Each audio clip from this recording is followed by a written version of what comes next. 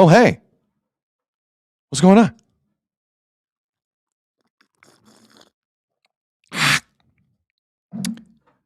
Comment from the chat. Coffee Cynic writes, oh, hey. What's going on? Sip. It's catching on.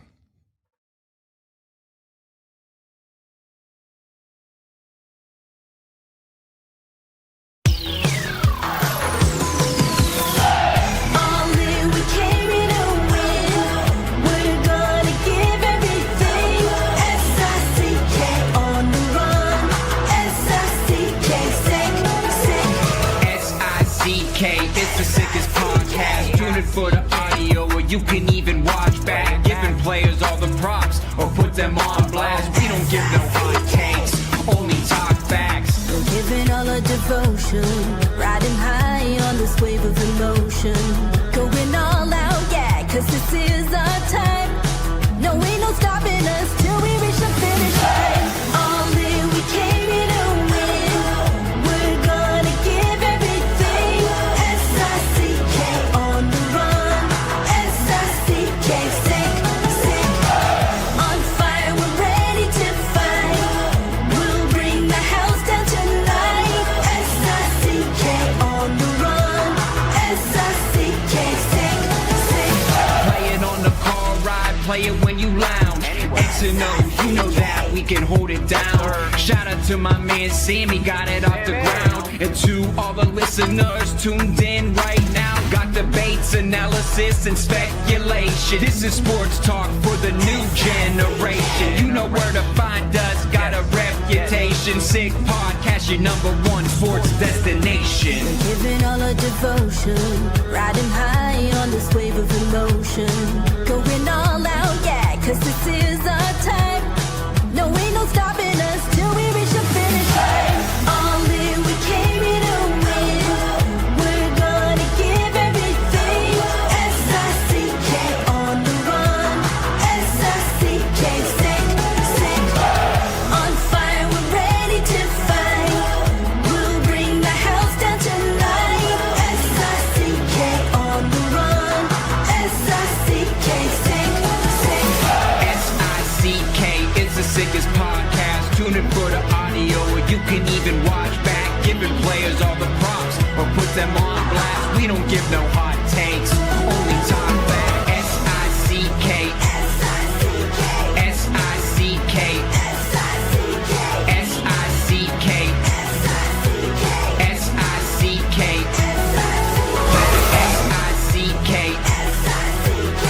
S-I-C-K, S-I-C-K, S-I-C-K, S-I-C-K. All in, we came here to win. We're gonna give everything. S-I-C-K on the run. S-I-C-K, sick, sick. You are now listening to The Sid Seixeiro Show. Powered by Sick Media, the sickest Toronto sports show. Now, here's your host, Sid. What's up? It's Sid. Good day to you. It's the end of the week. It is a Friday. It is Friday, March the 20th. Officially, and I didn't know this till really last minute, the first day of spring. So happy first day of spring to you and yours. If you are in the Southern Ontario area, worst first day of spring ever. Ever. Freezing rain in the face. Rain in the face. The only saving grace around here is it's a Friday of March break. All the parents are home. Roads are pretty clear. And around Toronto, it's a rarity. So I'll take it. But it just does not feel like spring around here today. Blue Jays start a week from today against that pathetic A's organization at Skydome. I know I said Skydome. Should I say Skydome for the rest of the year? Rogers Center. It's Rogers Center. It just doesn't feel like spring, but the Jays are around the corner. And normally the Leafs would be playing in spring. That's not happening. Nope. And Part of the reason for that is not just the Matthews injury. Leafs were out before the Matthews injury, but Matthews' year in general. B-Barb StatFact 1806 in the chat writes some stats. Here are the stats from Barb on Auston Matthews this season. 27 goals, 26 assists, 53 points. 227 shots this season. Lowest totals of his career. Have we seen the last of him in a Leafs jersey? Well, that is a tasty nugget, isn't it? I want to go back for a moment and just kind of lay the groundwork for how rare it is to get honest injury information involving Auston Matthews, because he does not think you deserve it. And that's his right. I'm fine with it. I remember during the pandemic when Steve Simmons of the Toronto Sun kind of told the world Auston Matthews has COVID. He didn't appreciate it. That's personal medical information. If I were him, I wouldn't appreciate it either. And it's one of the few times I've seen Auston Matthews pretty pissed off in front of a microphone at somebody. So it's just a general feeling with Auston that you're on a need-to-know basis when it comes to his health. But at locker cleanout last year, it was like really apparent. Because last year, remember, was the Germany year. Was Oktoberfest medical appointments and just strange, mysterious trips to check out his shoulder or his wrist or his back. We don't know. But after last season, people wanted to know. And Auston Matthews gave a very succinct and quick answer to all of those wondering why all the secrecy with the injury. Again, this was last May after Florida embarrassed them in games 5 and 7.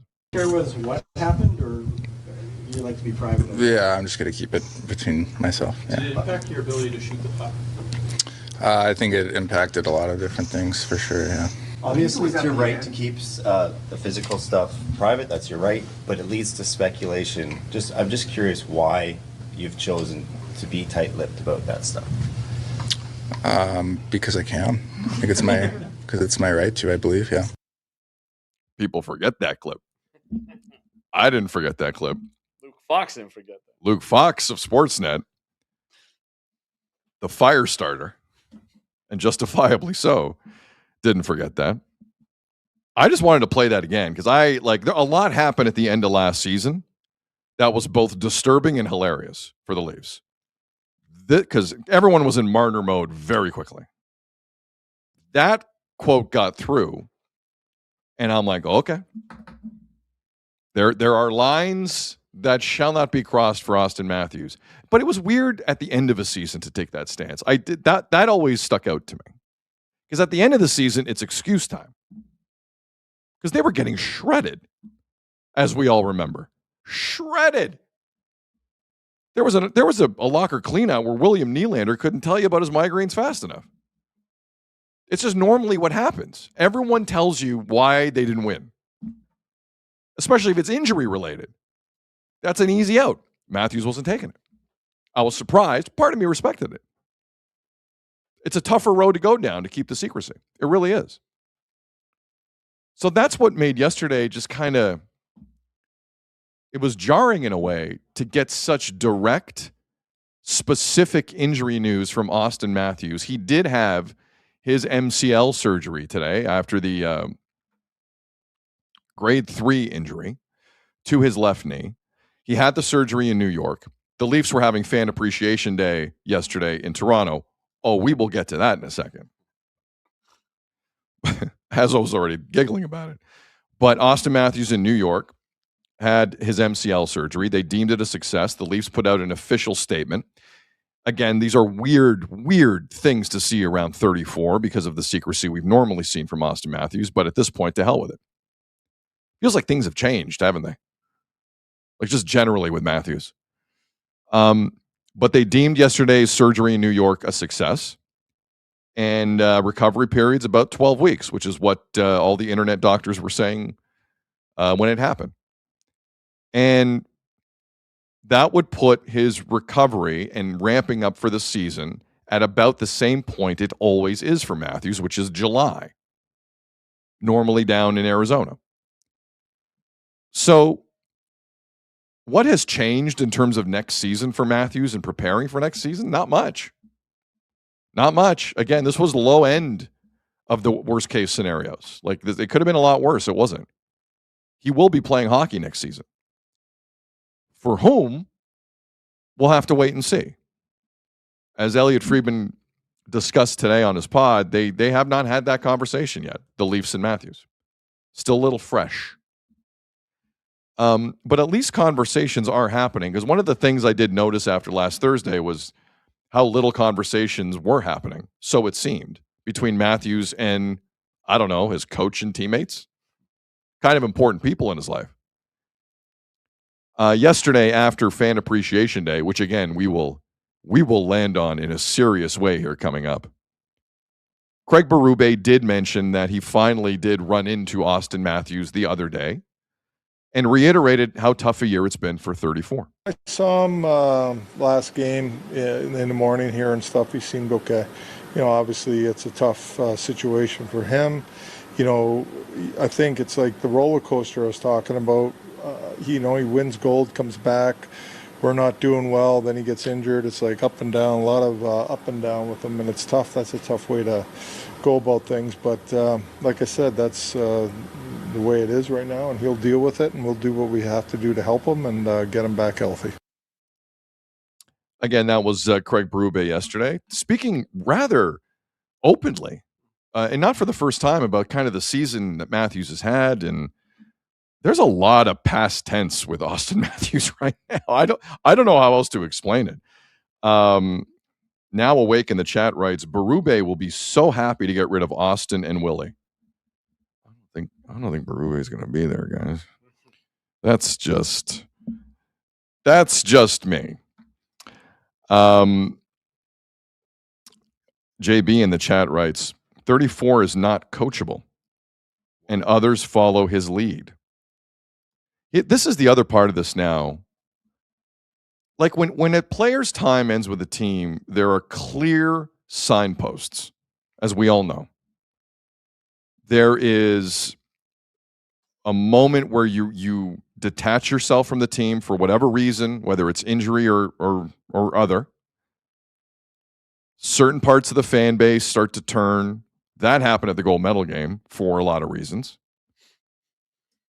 And now you're hearing past tense references to a player. Again, I want to be very careful how I say this. I do not think this organization has the prospect pool to just arbitrarily decide to move off a player like Auston Matthews. I don't think that's smart for the Leafs. I know there's a lot of opinions of him. I've had my own at times. I'm willing to say maybe he and Berube aren't the best fit for his offensive capabilities. I think that's fair to say. So maybe trading him away isn't great. Now, if it's Matthews who wants the change of scenery, oh boy. Oh boy. But to hear all of this, like, very specific injury stuff with Matthews is not how things have gone with him, which means things are changing, whether it's from the organization or from him, and he just doesn't care. I don't know where this is going. But he will be playing hockey next year somewhere. We don't know where. And I haven't even mentioned the Leafs have a hockey game tonight. They're playing Carolina. The Eric Tulsky Carolina Hurricanes, Friday night. And then they go into Ottawa tomorrow, and we'll dive into that.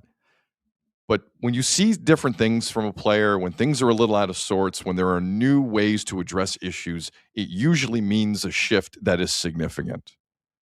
And I feel that with Matthews in how we talk about him and how we talk about his injury. It's not normally how it's gone. We'll see how it goes. Jeff Azzopardi, good afternoon, brother. Hey, Sydney, how are you? I'm okay. Hey, what's up? Hey. Did you? Since it's catching on. Since Coffee Critic or whatever his name was in the chat, or she said in the chat, why not? Let's do it. Let's all do it. It works for me. If I start a trend of just saying what's up and sipping, I'll own that. Okay. Should I trademark it? Yeah, without a doubt. For sure. By the way, Chuck Norris passed away. I know. Were you a Chuck Norris guy? I wasn't the biggest. There were some good jokes about, like, not jokes. There was a stretch on the internet where there was some great Chuck Norris material. Yeah, Chuck that's Norris a good way to put it. will fix global warming. Chuck Norris will He kicks everybody's ass. everyone's ass. Everybody's ass. Global warming, whoever. Yes. Like, it was good. That was a fun part of Chuck Norris, but I wasn't really a fan of his movies or shows. I didn't Yes. watch too many of them, to be honest with you. Kira in the chat writes, Azo, this is directed at you. Uh-oh. You're wearing a hat that says Monday. Yeah. It is not Monday. It's not? It is Friday. Why are you wearing? It's a valid question from Okay. Kira in the chat. It is. Why are you wearing a Monday hat on the Friday? It's been a bit of a week trying to reverse the juju, like flip it over. You know what? I'm fine with that. Yeah. You know Wear a what? Monday hat on Friday? Yes. Or it looks like you're incredibly dyslexic. Maybe there's It's a one bit- of- it's or one of the two. I wouldn't say dyslexic. I just say dumb. I'm dumb. No. Like, I'm not smart. No, you're dumb is the last thing you are. No, I am trying to reverse things because it's been a bad week. Yeah. Well, not a bad week. Why has it been a bad week? Look at it outside. Come on. It's awful. The weather's terrible. Me and you are tied in our hockey pool playoffs. I'm in know. last place in my March Madness pool. You didn't- You're in first in, by the way, which I think we'll get to later. I'm sure you're You gonna didn't wanna listen gloat to a me little about bit. March Madness I last did night. not. And your advice was super. Anyone who listened to me on March Madness last night, a ka-ching! I could have used a boost. I should have. I should I have had a listened. good evening. I should have listened. Very, people are Yeah. calling your hat a wardrobe malfunction, Azo. But you have a sick hoodie. Are you wearing a sick hoodie? Well, because I almost when I got up and I saw the weather, I almost left. Like a sick day. Almost took a sick day. But then I put Sick on my day. sweater, grabbed an MC Mario CD, and got in the car and came here. Sorry, Still to work with. is that from the sickattire.com? Yeah, man, it is. Look at Sick this. day? I I didn't even know that was on offer. You know what? Here, I'm going to take this full Go screen full. on this. Look at Yeah, you. Let's go. I've created a monster now with Yes. full screen Azo. Look That's at the this. nicest one. Azo's wearing a shirt that says sick day. Yeah. It's like new day, but different. Exactly. Sick day. Sick day. You're going to start a Bootios or what? No, that's later. That's when you go back to Coco Bongo. That's when you go to Burritos. Allie Bear in the chat. Sick day. Love the merch. Yeah. Sickattire.com. Go check it out. Again, like the sick team, they're amazing. There's not a ton of people, so they're doing their best to stock the site. Go on now and see if anything tickles your fancy. See, and then I tried to mix up the hat. I didn't want to wear all sick because I'm getting called corporate all the time, which I'm fine with, by the way. but- Corporate Azo. There's worse nicknames than corporate. Way Azo. worse. Way worse. Like idiot. Yeah. Idiot is a way Well, I worse got that nickname. yesterday too. Don't worry. Yeah, those are coming through still. That means you've been on air long enough. Yeah, it's true. Michael in the chat. I am down with the sickness. Yeah. There you go. I love this. This hoodie is amazing. They got a lot of stuff. Yeah. I'm not gonna lie. I got the Cavallero family were in town from Montreal yesterday. They dropped off some stuff. Go to the website and have a good time because there's some good stuff there. Mhm. Anything on Matthew's This is from the injury? Monday Hoops Club collection. Well, next that- Friday, I'll be wearing their Jays one for their ball club. Oh, okay. They got some hot products. I love their. See, I'm glad Azo's a part of this. I don't do clothes good. Yeah. I don't know who makes anything. I don't know who Little makes the rotation hats. going on. Yeah. I don't know who makes the incorporate. I don't know what's going on style wise. Shocking. I'll give you this. You know I what don't you know look good in, and you stick to it. So you don't venture out. Are you kidding, man? Play as someone once told me. Play to your strengths. Yeah, there you go. Play to your strengths. No more turtlenecks for this guy. Nope. So anything on your end on Matthew's? Somebody says, Sid, your sweater is nice too. Like Thank you. Appreciate Chris. Yeah, Thank you very much. there you go. I feel sweaterish today because I'm not doing. I don't want You to need that. I don't want to do jackets anymore. That part of my career is over. But this I feel like this is as fancy as I'm going to get. Like a sweater over a I dress know. shirt, Oh, I know. and I look You fantastic. rock a suit pretty well too when we go to I events and know. stuff. My It's ass true. looks great. It's not important, but I think this is way more casual for the pod and everyone watching, and for people listening, they can't see me, so maybe it's not for them. They can imagine how I good you appreciate look. Yeah, for They, sure. they can hear it. They can hear how good I look, right? Anyways, yeah, today was garbage day. I almost slipped taking out the garbage this morning. Like, man, the weather sucks. You take out the garbage bad. Yeah, it's true. I do everything. No, not everything. You're just upset about the Auston Matthews surgery. I am. No, I got more. Are you glad it was I successful? got more concerns about Trey Yesavage. Like, I don't know. I'm spiraling. Don't do that. Don't. And again, we'll get you to keep telling me I Yesavage should in be a kicking second. your ass in our hockey pool, and now we're tied. Guys, as you can understand right now, you've heard him go for 5 straight minutes about 9 different things. I work with Larry David. Okay, that's who Azo is. Should I talk about almost getting spammed by a fake Sammy from Sick this week? Like, there's a lot going on this week, so I'm There's just trying to reverse certain things. stories you should not say on the microphone. Let me give you a tip. 7 weeks in your on-air career. Don't do that. Don't Anyway. say you got spammed. I swear to God, I worked with somebody. I'm not going to say who. But I would do anything for Sammy from Sick, and like somebody tried to take advantage of that. No, well, listen. If you get I don't want to get into details. Someone in this room got spammed and got caught in a spam this week. I trust no one, so thankfully I don't have that happen to me a lot. But I worked with someone who was sent an email that said, "We have locked your phone. Call this number and give us your bank information." Yeah. But I was in the room when they called it. And 7 of us are like, "Stop right now." And they're like, "No, I have to call them." We're pulling the phone. It was terrifying to witness. Wow. How oblivious this person was. But like some people just get caught like that. Yeah. And if you don't trust anyone, you will not have any issues in life. That's true. That's what I've learned. I'm getting there. Trust me. At 48 years of age. Yep. Jacqueline that's agrees what I've with learned. You. Trust no one. I'm with you. Trust no one in this digital age that we're in, and you'll be fine. Didn't Stone Cold Steve Austin try and teach us that too? Don't trust anyone. Was that? No, that wasn't a Stone Cold line. That wasn't it? There was a shirt that now we're making up Stone Cold things. No. Did he also come up with say your prayers and eat your vitamins? Is that him? Or is that someone else? Okay, let's focus here on Matthews. All right. Matthews. Do you have any other takes on Matthews after surgery? Anything Berube said? Because now he said this multiple times, but I want to let you go down that road. Didn't he say like he texted him, he didn't hear back, he was waiting to hear from him, and then you suddenly run into him? Like that whole dynamic, the team dynamic just seems weird to me. It's very off. Like I ran into him, he was getting a bowl of Bootios in the back, and I ran into Auston Matthews. What's up? How'd the surgery go today? It does feel like there's a strange vibe. There's some kind of disconnect there on the team. Okay. And I want to get into this later because, like you said, they got back-to-backs tonight, but especially tomorrow, playing the Sens is the one I kind of have circled. Okay, so hold that thought. I do want to play a few more things from yesterday. Yeah, for sure. Because Craig Berube also was asked about, for some reason, so yesterday was Fan Appreciation Day. And Azzo and I had kind of been cringing at the possibility of what that could look like at Scotiabank Arena. And we were well within our rights because it was a cheese fest. And there were bizarre moments left and right. Listen, there were a bunch of kids there. Did they enjoy themselves? Yes. The players brought out their dogs. Is it fun to look at cute dogs? Yes, it's fun. But there were also like news cameras from CTV and CBC there. For some reason, news desks were sending cameras to this like it had any significance at all. But isn't that what we do at the Leafs? That is the first time all year I've seen a CTV news camera and a CBC news camera. Okay. Well, I guess swear it's because it's for the people, I've never right? seen. It's for fans. I don't know how it was sold in the press release, but it duped some people into coming down because they got no clips worthwhile. It was kind of weird. But if the Leafs are trying to make this an event where they get some good press where they haven't gotten any good press recently, I think it's a smart idea for the Leafs. I'm just surprised some news desks fell for it. Right. It was kind of a weird look. There's channels of the people. If the people are there, they'll be there. I guess you're right. Some news places, I guess you're right. They're everywhere. Yes. That's what I've heard, or I was told growing up. Everywhere.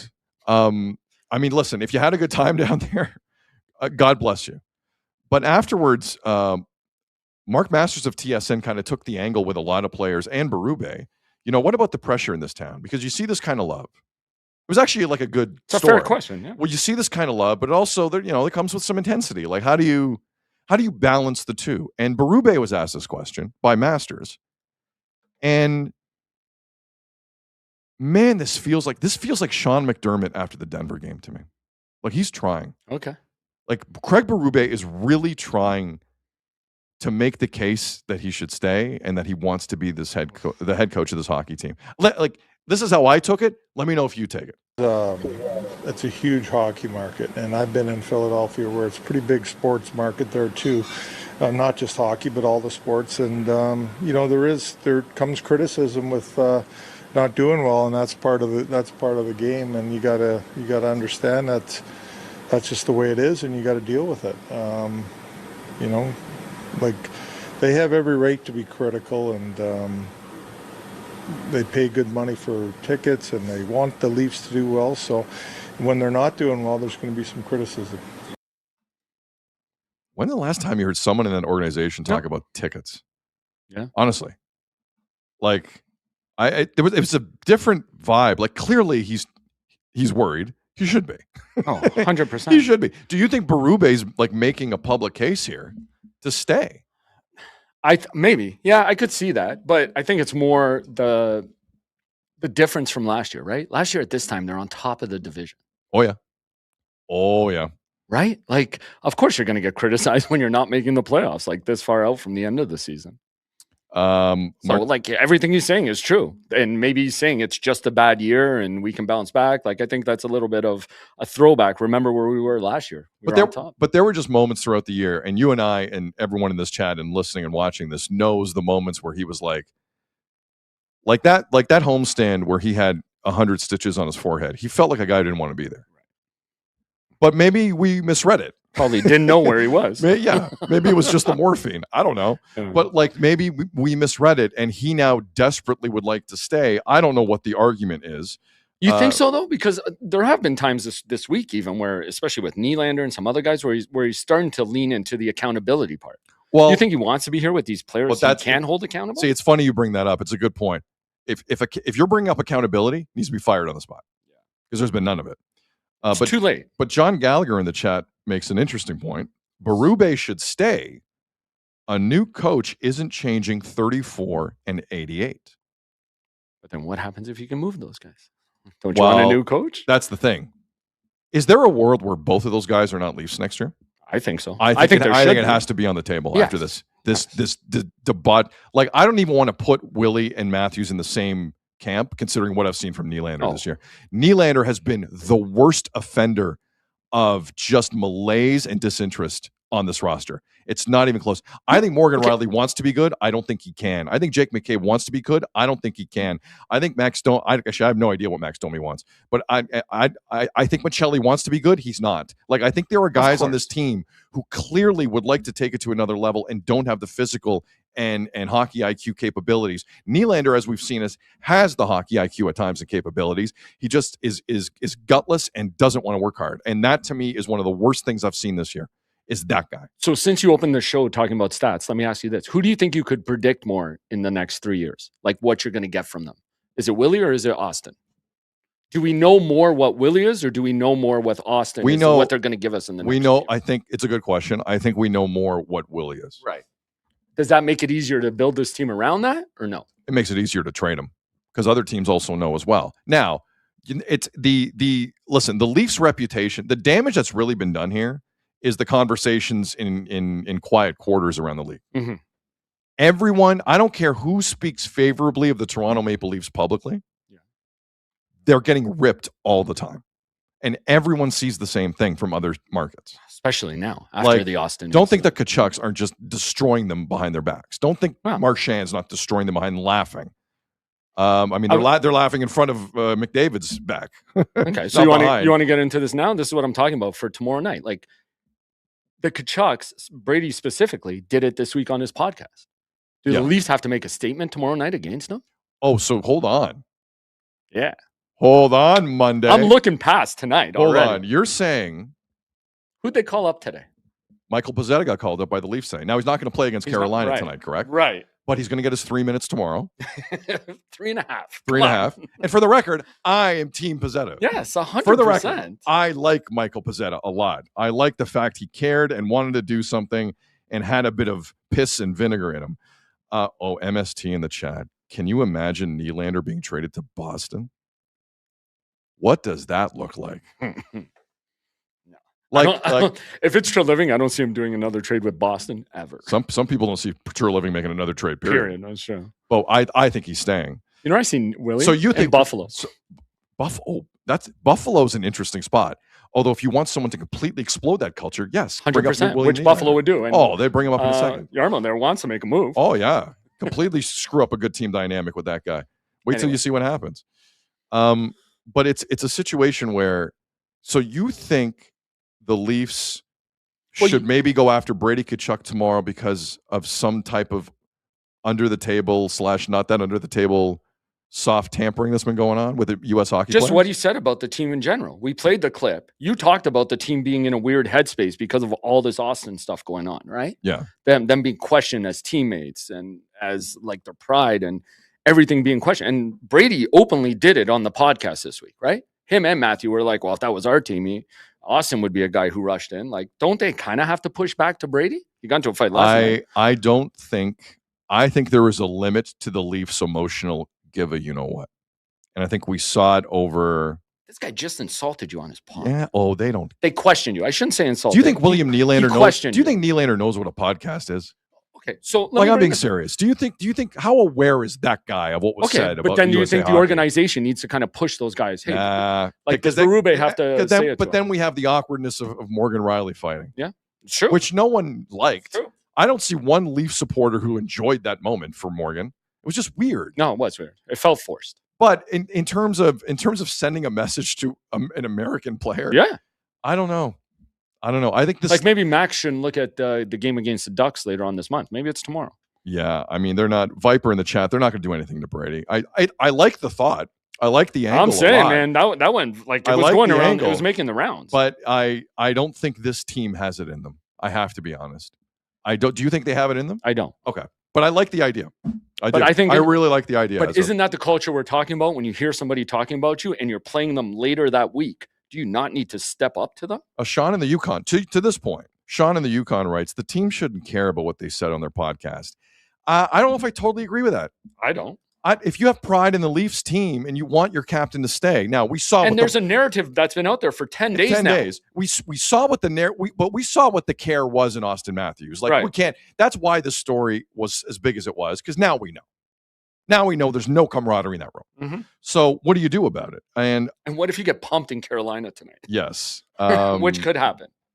Luca in the chat said Berube was supposed to be the accountability guy. Yeah, he was. Instead, he made. We know that, but he's not until instead now. he made Nylander assistant captain after Matthews got hurt. And defended him for the Assistant first captain. year and a half. Yeah, That turned at some later in the year when they were already out of it. I am a big Nick Kypreos fan, and Kipper's been very kind. I think he's all right. Yeah. I love him too. He's been kind to you in his been career. So good. He to shouldn't me, have been man. kind to you. I He's know, been it's very true. nice to me. I love Nick Kypreos. I love that man. It's true. I love Nick Kypreos. Have a great show. But the one thing he's always been on, and he hit on it again recently, was how being so hands off with Willie was a mistake. Now, I don't know if it would have improved anything right off the bat. I still think you should have traded Nylander when he held out the first time. Yep. You should have traded his ass immediately and sent a message to everyone in that room. Marner would have been a Boy Scout in that room if you would have traded Nylander. I believe it would have all changed. I firmly believe that. But that's a Leaf decision. Mm-hmm. Nylander made his decision. It's not Nylander's fault, pardon me, that the Leafs decided to cave in.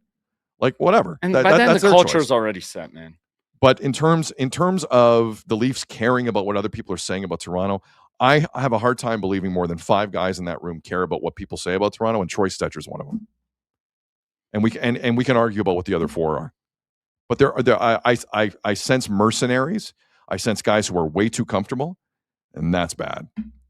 Tomorrow, to me, should be the example. If you want to keep your no movement clause, you go out there and do something. If not, then you waive your no movement clause, and you got to go. How amazing is the no movement clause leaves town match? Yeah. No, step up for the team, or we're allowed to trade you. That's it. Yeah, I mean, MST in the chat. These cowards won't fight anyway. Well, I mean, Morgan did last game. Morgan tried. Like, they got to take it to Ottawa. You can knock them out of the playoffs. Like, this is the only thing I think a team right now could get up for. It's like keeping Ottawa out. But Ottawa's going to. Here's the thing. They're not making the playoffs. No, but you can make sure they don't make it. They're still 5 points out, man. Like, Brady Tkachuk had to do absolutely everything in his power last night to get them in. You can bury them tomorrow, though. Don't you want to do that to the team you face? You think Matthias Maccelli gives a damn He about wants to the score Ottawa again. Senators? Keep your goal streak going. No, I don't think Actually, for the stats, he might. For his RFA year, yes. For his goal mixtape, for sure. For his little dig me tape that he can put out to other teams for next year. I like a good dig me tape. Yeah, why not? Raymond in the chat writes, would you trade Nylander for a top-tier defenseman? This chat is moving. Yes. Now, again, 100%. What does it look like? Who? Who's picking up money? Who's not picking up money? What are the contracts? Again, he needs to agree to go to whatever team that is. All I know is, well, he has to agree. Well, what's his no movement? I think it's full, isn't it? Full? It has to be full. I think it's full. Let me just triple check. This is the beauty of a pod. I can comfortably wasting time. Jump on here. I am. Yeah, it's a full no move. Oh my God. It's a full no move. Of course it is. The whole freight all the way to the end of 2031, 32. So we can make these scenarios up. And he's the guy I feel like won't waive it just out of spite. First off, you have to explain to him what a no move is. And then secondly, I've seen him talk enough. I'll go down this road every time with Nylander. You have to explain to him what it is. I heard a story. Someone in the Leafs room told a story about Nylander. That Nylander came up to them and said, "I'm going golfing somewhere. Do you want to come?" And the guy's like, "Where are you going?" He's like, "I've never heard of the place. It's Augusta." Get it. Stop it. And I'm telling you. And I think it was a defenseman. The defenseman almost keeled over. Like he had no idea what Augusta National was. This is what we're talking about. I kind of remember. You want this guy? Go find someone in this chat's going to find that quote. I heard that out of the Leafs room. That he did not know what Augusta. He got invited to Augusta National Swedish, and give him a did break. not know Give him a break. what Henrik Stenson isn't a good golfer. Come on, That's not where they were all Sweden's- golfing. Sweden's one of the greatest sports nations in the world. They all know what Augusta is, but it's a full no move. You're right. But keep in mind, the cap's going up $9 million this offseason. Cap's going up another $9 million next offseason. And Kyprios wrote, we could be at $130 million cap in the not too distant future, which is freaking out a lot of smaller markets. So there's going to be room. There's going to be room for Nylander on a lot of teams' caps. No doubt about it. The team they're playing tonight might look at him because there's other guys who haven't wanted to go there. Maybe he'll go there. The problem with the Leafs my entire lifetime, outside of 2 years with Gilmore and Clark, is they have brought in guys to be stars who are never supposed to be the number one guy. Exactly. Always playing out of Ever. position. Phaneuf, nope. Kessel, nope. Go to Riley now. Riley, nope. Marner, nope. Nylander, nope. Tavares, nope. Matthews scored 69 one year. He's pretty good, so I'm not going to put Matthews in there. But some people might. I won't. I won't put him there. But like Nylander would, if he goes somewhere He to be scored 69 goals. I think you're okay. if he goes somewhere and be a 3, he's going to be fantastic. If he goes anywhere else to be maybe a 2, he's going to be fantastic. Or again, a place like Carolina. Not a 2. He's a 2 here. He's useless here. But like a 3 or a 4. But imagine Carolina, a team that's up there in the standings where you don't have to perform every night. And when you have an off night, nobody's going to question you because half the people there aren't really watching. Everyone, not everyone. There's a few people in the chat mentioning the Sundin era. Sundin was the top guy and justifiably Well so. deserved. I miss Sundin. 100%. My bad. Yes. Sundin, Gilmore, Clark, like that era. I always feel bad for Phaneuf in that way. Why? Because they always played, like he was playing almost 30 minutes a night. Like he was playing 27, 28 minutes. Because he's getting paid like a number one defenseman. Okay, but if you kept him to 24, 25, his numbers were so much better. It's crazy if you look at it. Which is still a couple, lot. But 24 is 25. That's still what a lot I'm of saying. minutes. If you could have cut out 2 or 3 minutes a night from him, he was a much different defenseman. It was always in those last few minutes that there were big mistakes. Kind of like Evan Bouchard, your boy. We'll get to Bouchard. You're jumping left and right here. Okay, so let's go. Let's now go back to Fan Appreciation Day at Scotiabank Arena yesterday. Simon says, "Let's go to Fan Appreciation Day." Don't do that. So they said 8,000 fans were there lower bowl yesterday. Did it look like 8,000 fans were there? To me, I don't know if you want. Okay. I mean, listen, I'm not gonna. This is not a hill I will die on, but it didn't. It looked thinner than 8. Whatever. They said 8,000 fans were there. That's fine. I'm gonna let you play the clip first. I got a picture. Okay, oh, you got a picture? Kind of the exact moment he said this, and a picture of the 100 levels that you can kind of see. But you want to do the clip first? Yeah, let's do the clip first. So Joe Bowen did a pretty good job yesterday moderating the thing. He keeps it light. Joe, his last year, poor Joe. Last couple of weeks. Yeah, fair enough. Joe Bowen is loving life, and he's retiring soon. So listen, they haven't had a lot of fun days down there, so let them have a fun day. I'm not that big of a jackass. I'm kind of a jackass. Can I ask you something? I appreciate a fun day. But so the day have a fun before day. a back-to-back, it's not a little bit. It's light. It's nothing. I mean, they're out of it anyway. So who cares? So I got news for everyone. Those guys before games, days before games, they do a bunch of stuff we don't even see. Whether it's charity work, whether it's stuff, corporate stuff inside MLSC, it's sponsors. There's a lot of stuff. Good point. Right? Good point. Good point. That's why Betway's involved now. That's right. There you go. But Yusuf in the chat, I feel bad for Bonesy. Nah, don't feel bad. He's had a hell of a career. He's an all-timer. He's an all-time. He's a Hall of Fame play-by-play guy. Joe Bowen. Oh, definitely. Not even close. He won. Holy Mackinac gets you in alone. He one day is going to be next to Jack Hughes Puck in the Hall of Fame. He will. And he deserves to be. And he might not even have a say in it. He'll just be in it. They'll take him and put him in. He won't have a say. The IIHF will give Joe Bowen to the Hall of Fame. And then he's there. I love That's it. That's how that works. First ballot, Joe Bowen Hall of Famer. Of course he is. Of course he is.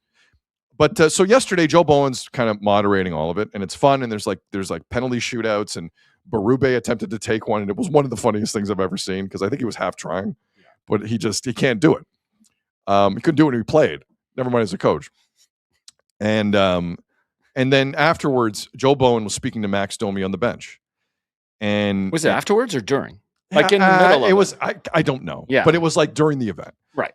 And then he says to Max, you used to be down here all the time with your dad Ty, and now you're a part of this. Like, how does it feel? And Domi, we're going to play you the audio of how it sounded over the PA system in Scotiabank. But basically what Domi says here, and I need you to pick it up if you can, is that he says this is the loudest this arena has been all season. Listen to this. Those are highlights you don't forget for the rest of your life. So it's been a fun day. Obviously, appreciate all the support, guys. You guys are probably one of the loudest crowds all year, so it's great to see everyone here. Kind of nice for a lot of the people that don't get to come to games very often get to come to these. I know it's special for them. Absolutely, that's what it's all about. I know you guys are on March break, so enjoy it and have fun. I think it was one of the loudest. Been one of the loudest crowds in here all year. With the upper level completely empty. Yep. It was only first level. And then look, like here, he's on the screen. Can you see the 100s here? It's kind of thin, man. It's like 50, no? 50. Now again, because I'm seeing 10 shots on the scoreboard, like the shootout's done. Are we sure this was still going on, or is this over and people were? That's why I asked. Do you know it was after? Because I have no idea. So, I figured it was in the middle of it. Just to explain to the listening audience here, we can only see the upper half of the lower bowl. It looks thin. To Azzo's point, it doesn't look full. But why would you leave that early? It's not like a game. Like I don't know. Beating traffic in Toronto was always a legitimate excuse. Right? I'll say that. That's fair. I will say that. It was midday. It was March break. Yeah, I guess you're right. It's always a fair excuse. And listen, I'm not ripping any of these people for going down because those are real fans. Flippin' A in the chat, who apparently was there, said game was still going on during this Max Domi interview. Okay. So there's some people who were there, some eyewitnesses to this, are saying it was still going on. Credit all the fans who went down there because these are real, true fans and take their kids down. It's amazing. It's a good event. This is what happens when corporate Azzo's friends don't attend the game. Courtesy of Michael in the chat. I like that. Seriously, corporate Azzo's friends have just infested the lower bowl of Scotiabank Arena. Going to see more and more. There's going to be signage everywhere in here. By the way, the comment that was made from Max Domi about this is one of the loudest crowds of the year. Yeah, it would be. And I think Max Domi's minus 16 at home this season might have something to do with it. Just want to throw that out there. If we're going to get cute about how disastrous this has been, give me a break. One of the loudest crowds of the year. Jesus. It's like no one's ever spoken in a microphone before in that locker room. Like no one said, everyone's speaking for the first time. Was Marner every time. Every time speaking was his first time speaking. Like an 8-year-old. Like no one knows how to say the right thing in that room. And even if he's right, I don't know if that's even sadder if he's right. Because those are real fans, and maybe they were making a lot of noise. They were like a bunch of we remember Kids Day down at Rogers Center when the Jays weren't good. It was the loudest. The Camp Day is the loudest thing you've ever heard. I attended a bunch of those. The loudest thing you've ever heard. Good for the kids, making some noise. Course. I'm fine with it. That's what I don't know if that's more an indication of what it's been like there all season with the crowds and the way they've been playing, but I don't know. A lot of Joe Bowen love here. Of course, I do. Like there haven't been any positives this year, really, aside from the goaltending. It's just that this is his final year. This is what he's going out I know, with. but he clearly, like, having seen him on St. Patrick's Day and having heard him yesterday a little bit, he is happily accepting the fate this was the last year. Yep. Like, I don't think he seems bothered. That guy's put in his time. Mm-hmm. He's loved his job. He's a legend. Like play-by-play guys who don't stick around, they don't stick around for one reason. Fans don't like them. Oh, no kidding. The organization will listen to the fans on that. They don't listen to the fans for much. They will listen to the fans on host broadcasters. Believe me when I say that. Sure. And for Bowen to stick around that long, Joe Bowen always had energy from the first game, from the first time. And as a guy who listened to the Fan 590 when it started, Bowen was a big part of that station. Huge. In a lot of different ways. And he grew into the role. And he's been fantastic. So congratulations. I don't know how this turned into congratulations for Joe Bowen, but congratulations to Joe Bowen. Well, he hosted that last night, and again, he deserved better on his way out for sure. Okay. So any thoughts on the Max Domi thing before we kind of stop here for a second? Max always knows how to play the Toronto crowd. I'll give him that. And what do you expect him to say? Like, I don't know, man. It's a tough way to put those players in. We can talk about all the other stuff they did, like you said. That was for the fans yesterday. I'm glad real fans and kids got to go down there because some kids don't get to see these guys too much. So very true. Let's just leave it at that because we won't get into them playing Simon Says and having some fun. No, hold on. Simon Says. Let's do, before we shut up Betway one more time, let's do the Simon Says. So they played Simon Says on the ice last night. There's a video of it on social. Or yesterday afternoon. Simon Says, and like if you haven't played Simon Says since you were 4, I understand. But like fans showed up and paid a little bit of money, not crazy amounts of money, but a little bit of money to see some of their favorite Leafs play Simon Says. How is that a good idea? I'd rather hear a karaoke competition with these guys. Like show some more. I don't know. Some people said it was the most competitive they've seen all year is during that game. And somehow during that's the problem, right? Because then Yes. you start doing this, and then Yes. it just leads to shots on social media. And that's why you got to be careful with what you do at these events. Sorry, was the rip? That's the most competitive the Leafs have been all year. Playing Simon in Says. the game of Simon Says. That is so bad. But ironically enough, I went back through it. Somehow Domi was a -1 during the competition. Oh my God. Stop. By the way, in the chat, I don't know who wants to break it to this guy. Where is it? Let me find it quickly. Max Domi trade bait this summer. Who would take on that contract? San Jose? Who wants to tell me he has a bit of a no movement clause as well? Oh, he has a no movement. Yeah, no, he does. You want to have a laugh? Yeah. Let's look up Max Domi's no movement. I was just trying to pull it up. But No, I don't want you to jump I've ahead. done this before. Yeah. I've done this, but he has 32 points in 67 games, and he has 2 years left on the contract. And so next year, modified no trade, 13-team no trade list for the rest of it. Yep. And it's the same for the second last season. Yep. 13 teams. Wow. Almost half the league. Thanks, Brad. That's a Brad deal. That 4 years for Domi's Brad. Thanks, Brad. We got to turn that around. Okay. And again, a guy who played the majority of this year on the top line. Big minutes he's gotten. Correct. Like, let's not forget that, right? Excellent point. And I don't know if that's Max's fault, because I don't think that should be his role in this league, right? Like, that just tells you where they're at. But when you have a team with no prospects or depth, then this is what you do. So the Leafs will not be dropping the puck for postseason games this year, but others will. Let me tell you, it's a great time of year. Puck drops, tip-offs, first pitches. When the game is on, you call the shots. Head to betway.ca and bet your way. Must be 19 plus. Play responsibly. Betway have joined us here on the Sid Seixeiro Show, powered by Sick Media. We are excited. I had a nice March Madness evening yesterday. Nice. And I've been hearing about it for 24 or 12 hours straight now. I'm not dumb. I'm smart. And I want respect. And you are first in the pool. I'm in with you. By the way, after day one, you're in first place in our pool. Yeah, I am. And I'm in last. Yep. By the way, Betway know what they're doing. Another Jeff in the chat says, I get it, Azo. Case of the Mondays. You're right. On a Friday, case of the Mondays. The weather in Southern Ontario is just awful. Brutal today. Brutal. But like just more like emotionally brutal. Like real brutal is like 15, 20 centimeters. Or like minus 25 with the wind chill. That's brutal. This is like depressingly brutal. You know I hate snow. I hate this even more. It's worse. Oh, you hate it for sure. Yeah. Anyway. Okay, so they played Simon Says yesterday. I can't believe they were doing that. You just like... Guys, don't do that again. You got to know what's coming. Don't do that again. You got to know what's coming when you do that. Yeah. I used to... I've worked on some shows in my life where someone would have come in this morning and said, let's play Simon Says. Thank God I don't do that anymore. Elliot Friedman yesterday put out 32 thoughts. And he had... Friedge is like super busy, so he doesn't do this as much anymore. Because he has a pod too, twice a week. Yeah, but I think it's worth reminding people this column started all of it. Yeah, like Elliot's 30. It was 30 thoughts, and then it grew. Obviously, it was one of the best things out there. Still is, but he does not have the time for this. And he picks his spots. Like after the GM meetings, it's a perfect time to do it because he's down there and he learns a bunch of stuff. Friedge is pretty smart, despite how he looks. L Glow in the chat. Simon says, "Grow some balls." Okay. Wait, what? Yeah, we got that in the chat. That's an adult version of Simon Says. Didn't somebody else tell you to do something? Anyways, we'll get to that. No, I'm not going to say it. So Friedge had a bunch of stuff yesterday in his column, and he had this about Matthew Knies. Item 12 in Elliot's column yesterday. Teams that showed serious interest in Matthew Knies at the deadline included Anaheim, Chicago, Montreal, New Jersey, and Utah. Everyone has denied that the Canadians went far down the road, but we'll see. There were some teams who did not believe the Leafs were serious about it and now recognize the possibility.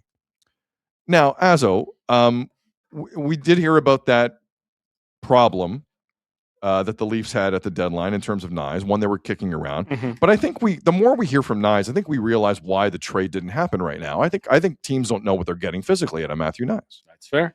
Because David Alter of the Hockey News, who recently had his consecutive game streak snapped covering the Leafs because he couldn't get into Minnesota Sunday. See, weather sucks. Weather sucked. And yeah, shout out David because that Alter, that streak is was crazy. it 440? Was that the number? Yeah, it was David insane. Alter at 440 straight games at a time where outlets are pulling reporters left and right. This guy's going out of pocket. Yeah, it's all on his own. He's out of pocket. Yeah, shout out Alter. He will pay to work. Mm-hmm. Good for you, Dave. David Alter was at morning skate ahead of the Carolina Leafs game tonight, and he spoke to Matthew Knies. And he asked Matthew Knies, did you think about shutting down the season because of the knee injury that Knies has been kind of upfront about this year? This is what Knies said, quote, "It's kind of an injury that I don't think it could get much worse, so I don't think that there's any risk for me playing. It's obviously not comfortable playing through it, but everyone's playing through something. I feel like at this time of year, so that's not really an excuse, but if it's not going to get worse, then there's no problem with me playing. Then I'm going to play." End quote. I have many issues with that, Azza. Do you want to jump into that first? I have more questions than answers. I have a lot. David did a great job getting that quote. Yeah. But Blake, you can read it multiple ways. Okay, in terms of other teams' interest in Knies, I think there was a flirtation, but I think whenever you talk to a player in any sport, talk about a player in any sport, someone in the room, in the back of the room, is like, is he okay? Is she okay physically? Like, what are we doing here? So I think the reason Knies wasn't moved was pretty simple. I think teams have questions. And so that's the trade deadline March 6th aspect of it. In terms of Knies still being out there, he's had a horrible year. He looks like a guy who has a knee problem. He's slower than Tavares. And this continues a discussion between you and I and the listeners and viewers that I'm now feeling even stronger about. The Leafs do not have a lot of good young players. One guy in Knies is out there with a bum knee but feels pressure to play because he's been told you can't make it worse. But how does playing poorly feel on your confidence? Like, how does that feel? And when you're not playing for anything. And you're not playing for anything. You're out. So you have Knies playing on a bad knee for Berube, who's the last soldier in the country who thinks the war is still going on. And you have Easton Cowan being peppered with why don't you fight more questions for your captain when Brendan Carlo's not facing any of those questions. He might not have been able to skate over to Auston because his knees messed up when Auston got taken out. Well, Knies wasn't on the ice. No, but I'm saying even if he was, he might Yeah. not have been able to because his knee's bugging up. But like, my point is, you are putting young players in really bad spots here. Yes. And I do not like it. I am uncomfortable with this. You don't have a lot of them. You do not have a lot of prospects. You do not have a lot of young roster players. You're either shaming them into fighting or you're putting guys out there with one knee. Yeah. Why? And What is this? Who's in control of this? This is ridiculous. You don't have a lot of these assets. You cannot be messing around with them like that. And never mind, okay, it can't get worse, but how about you start healing because we want you healthy by summer and not come to camp a day before it starts and say, hey, my shoulder and my knee's hurting me. I'm out for like an extended period. Like, start healing. Got to Do you start not healing. want to be? Start healing. And if you are going to be traded, like, to me, it also leads back to the conversation. Does the team want to do a retool or a rebuild? Because then, like, you have to know where this guy is with you. Keep running your young guys into the ground emotionally and physically, and I got news for you. You don't have a choice in the matter. 100, exactly. And then if other teams, they're not going to know what they're getting. Like, you know why people checked in with him? Let me read this. Go ahead. No, but he's one of the few guys without a no movement clause. It's him, Michelli, like of the regular guys, him, Michelli, Nicholas Robertson, Stephen Lorentz. Those are like the only guys who don't have no movement clause. And that's besides like Quillam and Cowan and Grove. Listen, for 98% of that, you're right. He has a modified no movement in the final year, Knies. It's one of the most bizarre contracts you're going to see on Puckpedia. Shout out Puckpedia. He has no protection anywhere until 2030. Then he's like, then I have a say. Because if a GM's doing their job, they're looking at everybody's roster and say, who should I ask them about? Like, Knies is legit pretty much the only guy you can ask them about who could go to any team. It's crazy. Yeah, I just don't. I think But my point is, because there's people probably listening or watching this going, well, Knies was told he can't make it any worse. But if his confidence goes down the toilet in a bad season, what are you getting out of this? I'm glad he can't make it worse. I'm very happy that's the case. No, but are we sure about that too? That's just the because thing. Knies is saying that? That's the thing. I'm pretty sure you can make an injury worse. Or a guy like Gudas, you actually beat him and he takes your knee out and then it's worse. Like, things can happen. If you think this guy is a part of your future, get him off the ice. Yeah. Give Gruel more minutes. Give Michelli more minutes. I'm fine. Like, what are we playing for? Well, clearly, no, but the other... whether it's trade bait or you want him in your lineup next year. But to this point, it's to the bigger question that I don't think you and I and this chat and this show have really dealt with. It really feels like Treliving and Berube have stopped talking to each other a while ago. Yeah. What is the plan? I think there's proof of that. Like, what are we doing here? Yeah. Well, like, we'll figure it out after the season. There was a they weren't talking to each other in Jersey before the deadline. Yep. They were playing everyone 2 games beforehand. There is no communication between those two, which means obviously it's about to go down after the season. I think we all understand that. But to see this play out, someone has to pull Knies. Someone has to say, stop asking Cowan about fighting. Ask anyone else about fighting. Don't ask Cowan, for God's sakes. What are we doing? Who is running this operation? You can still do damage to this. I know they're out. I know they're what? They're 14 points out of a playoff spot. And by the way, still 5 points out of 5th worst overall. So they're right where you don't want to be. But someone has to take control. Like there's been this disconnect and disinterest in the truth and the betterment of the franchise for months. For months. Whether it's internally, whether it's the GM, we don't hear from Pelly. There's nothing. What are they doing? What is the plan with these kids? That's all that should matter. I don't care about Michelli. I don't care about Domi. I don't care about Nylander. I don't care about Carlo. I don't care about any of them. Let's protect the future here. Whitney Houston once sang, I believe the children are our future. Unless they got a bad knee and you're still throwing them out there. Jesus Christ, what is going on with that team? Yeah. This guy's talking to the media about it. He's not hiding anything. I know. Yeah, and to be fair to Knies, he's been talking about this for months. Before Christmas, he talked about it. He doesn't even have to talk about it because you see it on the ice. You know he's not all there. And there are things you can skate through and do through. But at this point, why make it worse? Nikki Lasagna in the chat, and I think it means like other teams do it. Why can't we shut down some of these guys? Why is everybody still playing? Because other teams do it. Why not us? Why not us? Why not us? Why not Knies? Why do the Leafs believe they can do everything differently and get away with it? I don't know. Crit Commando writes in the chat, you can't have a functioning franchise with Pelly and Treliving at the top. Fix the top. You're saying you need a DNA change throughout?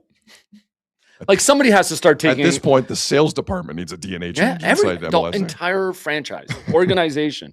Like somebody has to take control of this. This is playing an injured 23-year-old if you're the Leafs in a off season is you should fire Berube before he gets to the arena time.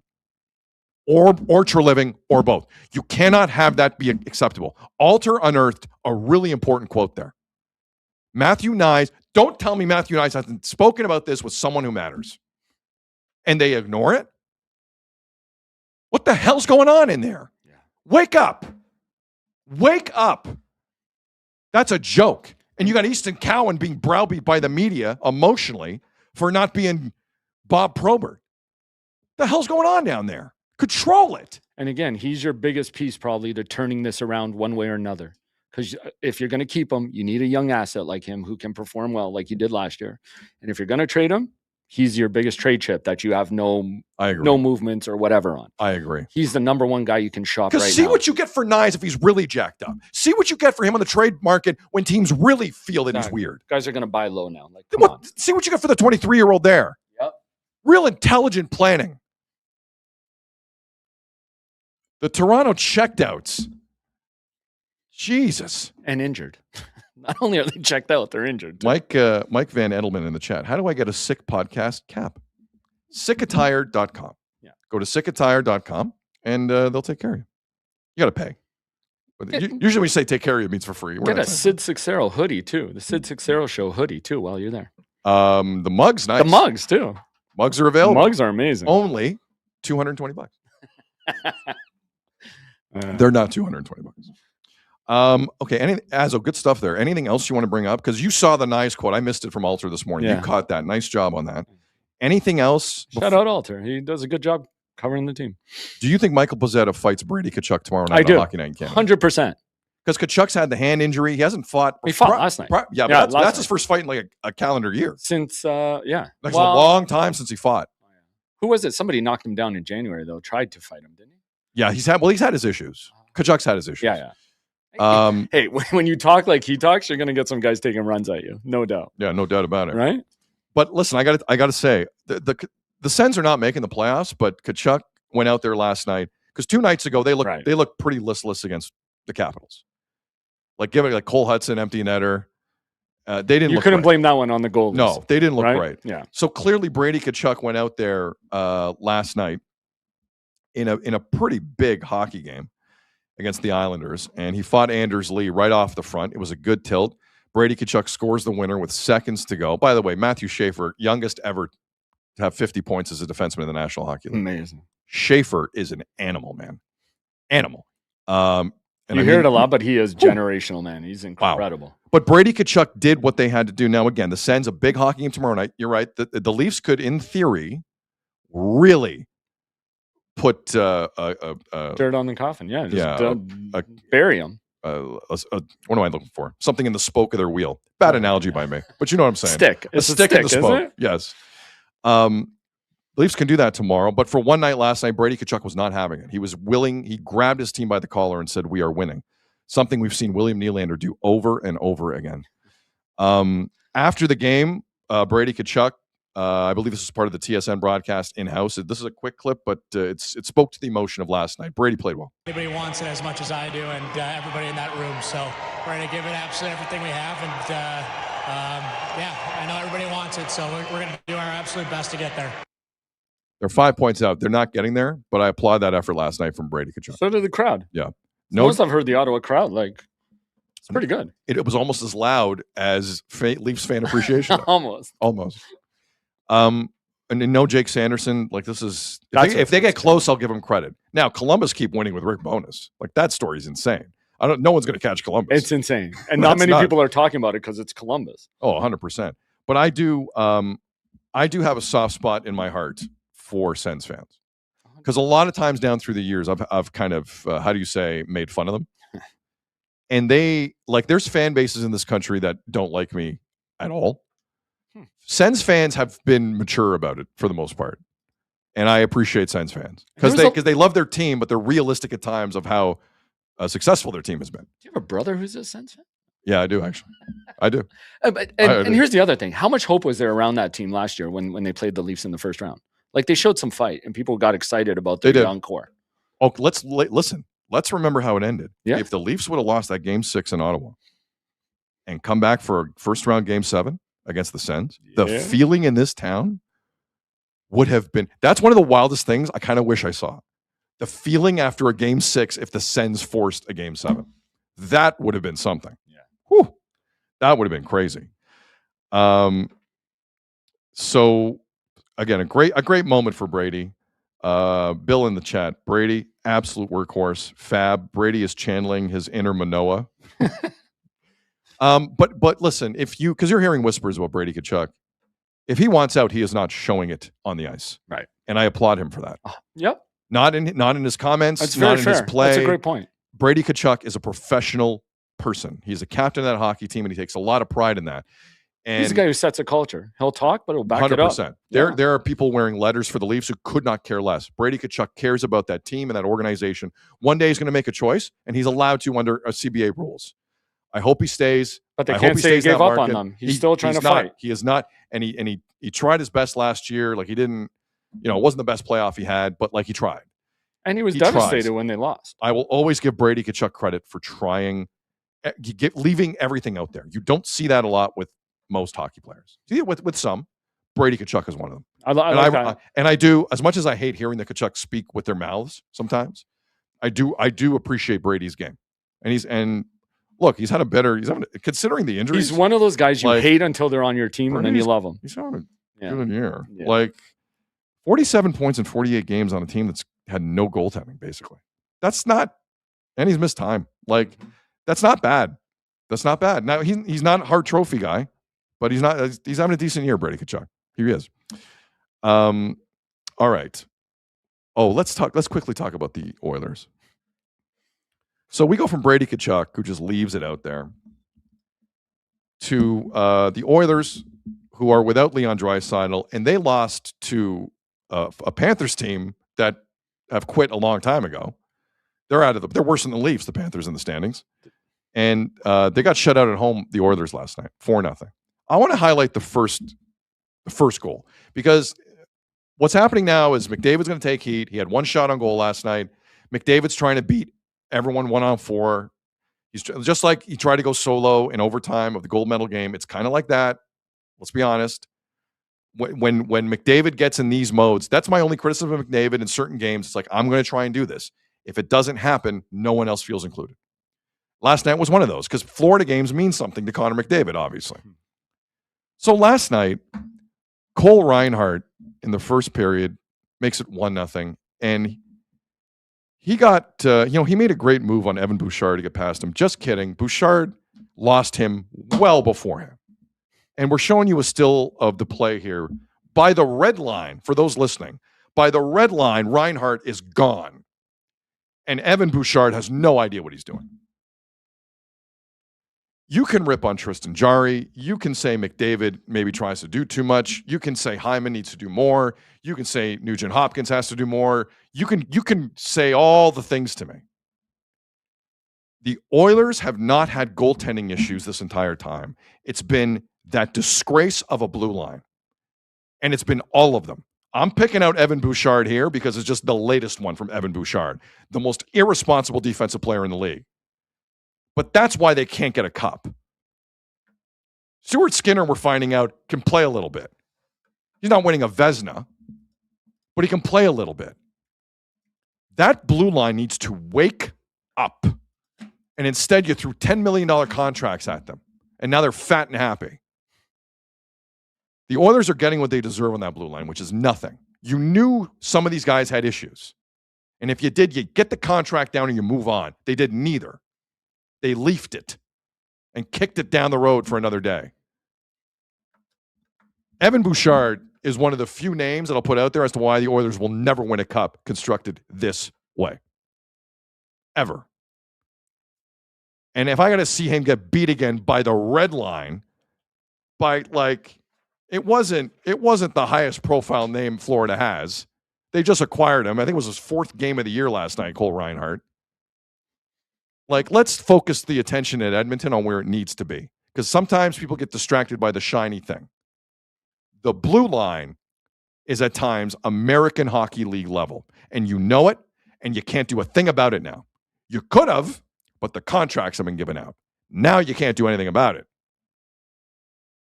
I don't know what they're going to do. I think they're going to make the playoffs. Draisaitl will come back. He'll be at 80%. Okay. That blue line is your anchor, and it's a miracle you got to 2 straight cup finals with it. It's a miracle. You have 2 Hall of Famers up front. That's why you got to 2 cup finals. That blue line is unbelievable to watch. Unbelievable. That's the start of a game against Florida, who you should be up for that. If you're Evan Bouchard, you should be up for that. Nope. Not happening. Not happening. So you know what's crazy? He should have been on the Olympic team. Really, Evan Bouchard. I'm going to tell a stat that blows your mind, and you got to tell me what you equate this to. And I'm sorry, he's plus 18 on the year. Good for him.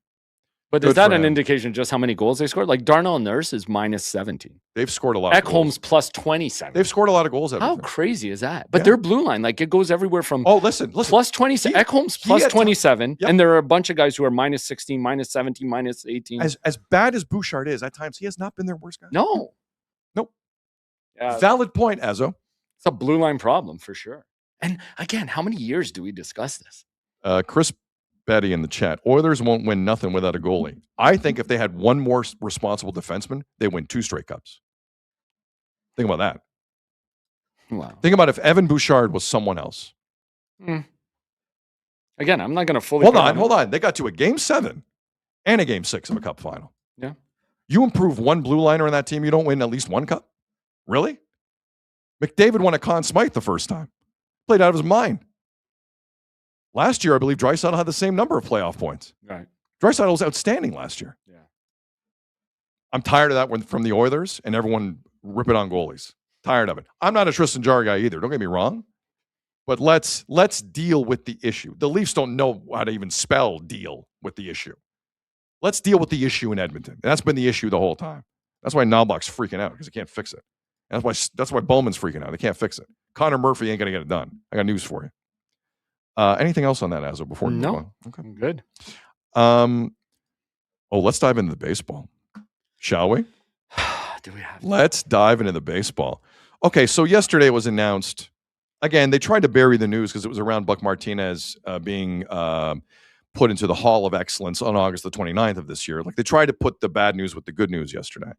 But the Jays announced not long after saying Buck Martinez will be honored this year that Trey Yesavage is going on the injured list with a shoulder impingement. And the reactions I've seen to this vary wildly. Now, just to preface, John in the chat, Santander update. We have an Anthony Santander update coming up. We got to get to Yesavage first. We got to get to Yesavage. Yeah. We have a Santander update on the way. It involves the 40-man. It involves an elbow. We got to it. But Trey Yesavage is going to start the year on the injured list. Now, with the service time theory in the air, my initial reaction was, I'm not that worried about this.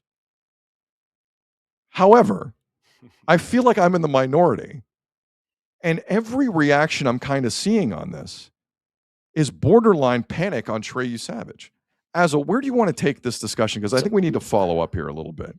I'm seeing it from two sides. Like there's the part of the fan base, which I love, is all on this team. And like, he'll be fine for the playoffs. He'll be fine for game 1 of the World Series. One, let's not get too ahead of ourselves. Got to get to the World Series. You got to get to even the postseason last first. Time I checked. What was that stat we had from, who was it, Jason Stark, that only one team has gone to back-to-back after losing one World Series? Only one team in the last 60 years has made it back. Point. But, okay, they probably make the postseason, but let's slow down that. Hold on. But they probably make the postseason. Their division's tough, To assume postseason play is not something this organization especially should be in doing. the AL East. I'm sorry. Yeah, they were last place 2 years ago. Let's be very careful about this. 162 games is a long season. So continue. But then, it's true. I hear guys like Keegan Matheson was on, you saw him on SportsCenter, heard him on Overdrive last night. And Keegan's a guy I trust a lot. We love Keegan. Love Keegan. And he'll tell it to you straight. Yes. And he did say it did worry him a bit because anytime you hear a pitcher having any sort of issue with their shoulder, you got to worry about it. And I agree with that. I hadn't really thought of it that way, and I agree with it. And he said, the thing that stood out to him is that he went back-to-back outings or when he pitched, and it was set at 35 each time. Now, usually you would progress. Why didn't he progress? Should that be concerning? And then what I added on to that is we know Yesavage has a different sort of arm angle that he comes in. Very unique. Very unique. Yes. So I don't know if you can judge that because sometimes guys with those unique arm angles deal with more issues. And when you have an issue, you don't know how to do it because it's unique. I mean, that's what worries me. I maybe the strain. Okay. Fair enough. Jacqueline in the chat, Trey will be fine as long as the Jays don't pull a Leafy move and destroy his young upside potential. The Leafs are good at that. And again, there's been a history with this team of getting excited about a pitcher at the end of one season and him not quite coming back the next season. But let's deal with the initial panic that you and I have heard. I was taken aback by it. I didn't expect panic, and in the media, panic. But I'm seeing both sides. He'll be fine for the playoffs. But it's people around the know who like. Well, okay, but let's deal with one reality first, and then put it aside because I think we have to acknowledge something. If Trey Yesavage, after 139 2/3 innings last year, and 27 2/3 or whatever it was in the postseason, now those are hard innings in the postseason. If he comes into next year or into this season, and he's actually truly injured with with that being his only resume as a professional pitcher, then he never was that guy. Yeah. Like, let's acknowledge that. Okay. And there's no point in fighting about it. There's no point in slinging mud. There's no point in you were wrong, I was right, blah, blah, blah. He was never that guy. If after 139 innings, he's actually really hurt, which I don't believe at all. But so let's acknowledge. Would you not acknowledge that? Yeah. He's not close to what we thought he was. If 139 innings will do you in, because that's but if not that's realistic. the most he's pitched, like I don't know what was his history before that, and the strain of jumping 5 levels of baseball. Like there's a lot of strain in that. There is, but he's also 22. But that's not the way the game goes anymore. Nobody's pitching 200 innings. So you're saying 22-years can only be expected to pitch 139 innings? No, I'm just saying a lot of them are like, this wouldn't be the first season I'd say he's been babied, if you want to call it that. These guys are come up that way. But last year he wasn't babied. He was raced. No, I know. He was the opposite of baby. But I'm saying before that, like in progression, guys are they're careful with pitchers. They are. No, they're more careful than they ever were. I'm with you. But like, so when they first get 139 innings and it's instant stress and high leverage situations, it's a shock to the body. Fair enough. But okay, so let's stick with the injury for a second. So just so I'm clear, you're worried about the injury. Yes. Okay. I'm not. Dr. Max writes, baseball is so soft. They pitch 5 innings. Remember Roy Halladay? Yeah. Yeah, he's right. Roy Halladay, lots of pitchers. But those pitchers also came up throwing a lot. Like those pitchers would talk to me about CC Sabathia and what he did for the Brewers that day. Like, they didn't make the kid at Eastern Carolina do that. I'll tell you. They didn't make Yesavage do that there. Right. So let me give you another reason why I'm not panicking. And this is what John Schneider actually said yesterday about this. Quote, "It's not a strain or anything like that, just not fully functional. So now that we've kind of knocked it out, just continue to ramp up. That's behind him now. It's just about making sure he's in a good spot medically, physically, to be in the best spot he can be. A lot of guys deal with this. And when he reported to camp, then it was, okay, let's slow play this a little." Like, but to Geegan's point, they're not ramping him up because they sent him out 35 and 35. Why didn't that go up to 45, 50? And don't you get worried if a pitcher says, so they're calling it what they call it, an impingement? Shoulder impingement. But it's not going away. They thought it would be gone. There was another quote where they said they thought it, or he said, I think to somebody, that he thought it would have gone away by now, and it hasn't. But wait a second. Schneider said yesterday, that's behind him now. So you don't believe that's behind him now? I'm just asking. No, but I'm seeing the quotes. Let me ask you something. Him now. If it's behind him, why is he going on the IL? Good question. I have an answer to that question. Okay. I have an answer to that question. Tell me, please. Lot of Jay's stuff and conspiracy stuff. Allow me to go down that road. So we've talked. Now he's on the IL, and as you pointed out yesterday, those count as service days for Trey Yesavage. If you play less, or if you're on the Major League roster for less than 172 days in a year, that is not a service year. That does not count, which means the Jays have 6 more years of Yesavage after this year. So I looked up how many days there are in the Major League Baseball regular season. So it's 172 days is the magic number. There's only 186 in the season. Right. So if he is rehabbing for 2 weeks to 3 weeks in Dunedin, the Jays will control him for another 6 years after this year. You think that's all that this is about? 100% this is all this is about. It's not. That's all this is about. There's no chance. You think a 22-year-old is this caught up in shoulder impingement? Yes. That's crazy. I vehemently disagree with that. And the other reason I disagree with that is the timing of this. If he's fully healthy, they could have started him in Buffalo for 26 days, called him up, and then you just go. You want him wrapped up. But you don't think there's value in holding him and keeping him for another 6? Okay, so that's what they're doing, Azzo. But they could have done that without putting him on the IL. But IL days count. Putting him on the IL leads to a rehab start, which leads to you're not on the roster, which leads to another year of control. If he misses 3 weeks off the main roster, Azzo, they got him for another 6 years. They're setting up the ruse. That's what's happening. But the IL days count towards the service time. So why wouldn't you just stick him right in the minors and knock out those 26 days right away? But eventually, they take him off the IL and send him on a conditioning stint. Then technically, that's not service time. Then they keep him at. Here's the other reason why this 100% is not real and they're doing this to keep him for another 6 years. What's coming to baseball after this season? Salary cap. Oh, yeah. Would you not like to have, hear me out, would you not You're like, giving him a lot of credit. I like this. Like, they did the same thing with Vladdy. They didn't put him on the IL. I'm not giving him any. No, They didn't put him on the IL. They called him up late Yeah, April. so that's all they could have done with Yesavage too. And hold you on. could put him on a more strict pitch count in the minors than you can in the majors. You're not going to put a guy you put in the World Series 3 times in AAA and have people not go. If you say he's injured and then he's on the IL and then he's taken off the IL and then you send him on a conditioning stint for 3 weeks and then all of a sudden he hasn't been on your roster for 172 days. He's been on for 168. Guess what happens? You keep him another year after this. Dude, he showed up to camp and did not throw for a month. Something's up. I know what's up. Numbers. Numbers are up. But but hear me out. With a salary cap coming, I get what you're saying. if the salary cap is implemented in the new CBA after this season, and you have 6 full years of Trey Yesavage, and now at the end of Trey Yesavage's 6 years, his options are in theory limited because not everyone's going to be good in a good cap situation. What on earth is the negative? If you're There the isn't. Toronto, I'm not disagreeing with you on this point. I hope they do control him for the extra year. you. But if he is that guy, they're going to pay him before that runs out anyway. They will give him a contract if he proves he is that guy. I just think he came to camp. They said they wanted to give him a shorter offseason or a longer offseason because it has been a short offseason. They started him late.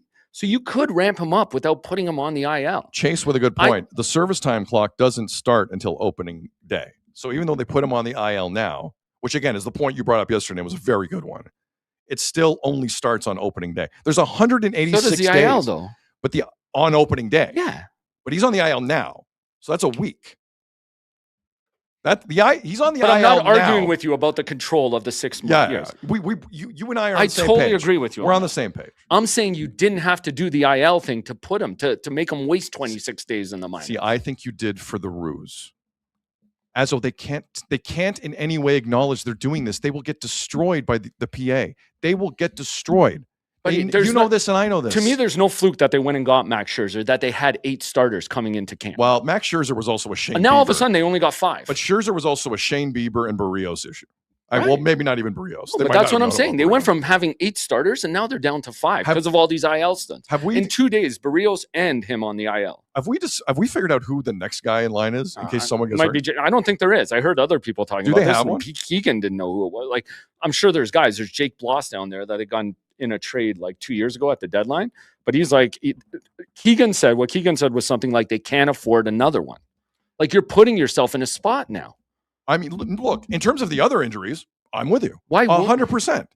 But like, they're in a situation where I think they have a very clear idea of why they're doing this with Trey Yesavage. And I'm not arguing with you on that. That's just my theory. That when you told me that Rosie DiMano part and like what she said about the service time, it totally makes sense. But again, if he proves he's the guy, they're going to pay him before that 6 years is up anyway. In theory, you're probably right. But I mean, we don't know that. No, we don't. We don't know that. Or they'll ride it out. But when I hear impingement and it's not, I swear I heard him say it has. I thought it would have been gone away by this point, and it hasn't. And to put him on the IL and say, yeah, we're past it, just weird. And I get the ruse. That's crazy to me. I listen. And again, Keegan, when you're making consecutive throwing appearances and the pitch count isn't going up, it's 2 innings or 35 pitches. That to me is a bit of a red flag. And let's remember with Vladdy back in 2019, I think he just had the moment at the Big O in Montreal in the exhibition game. Right.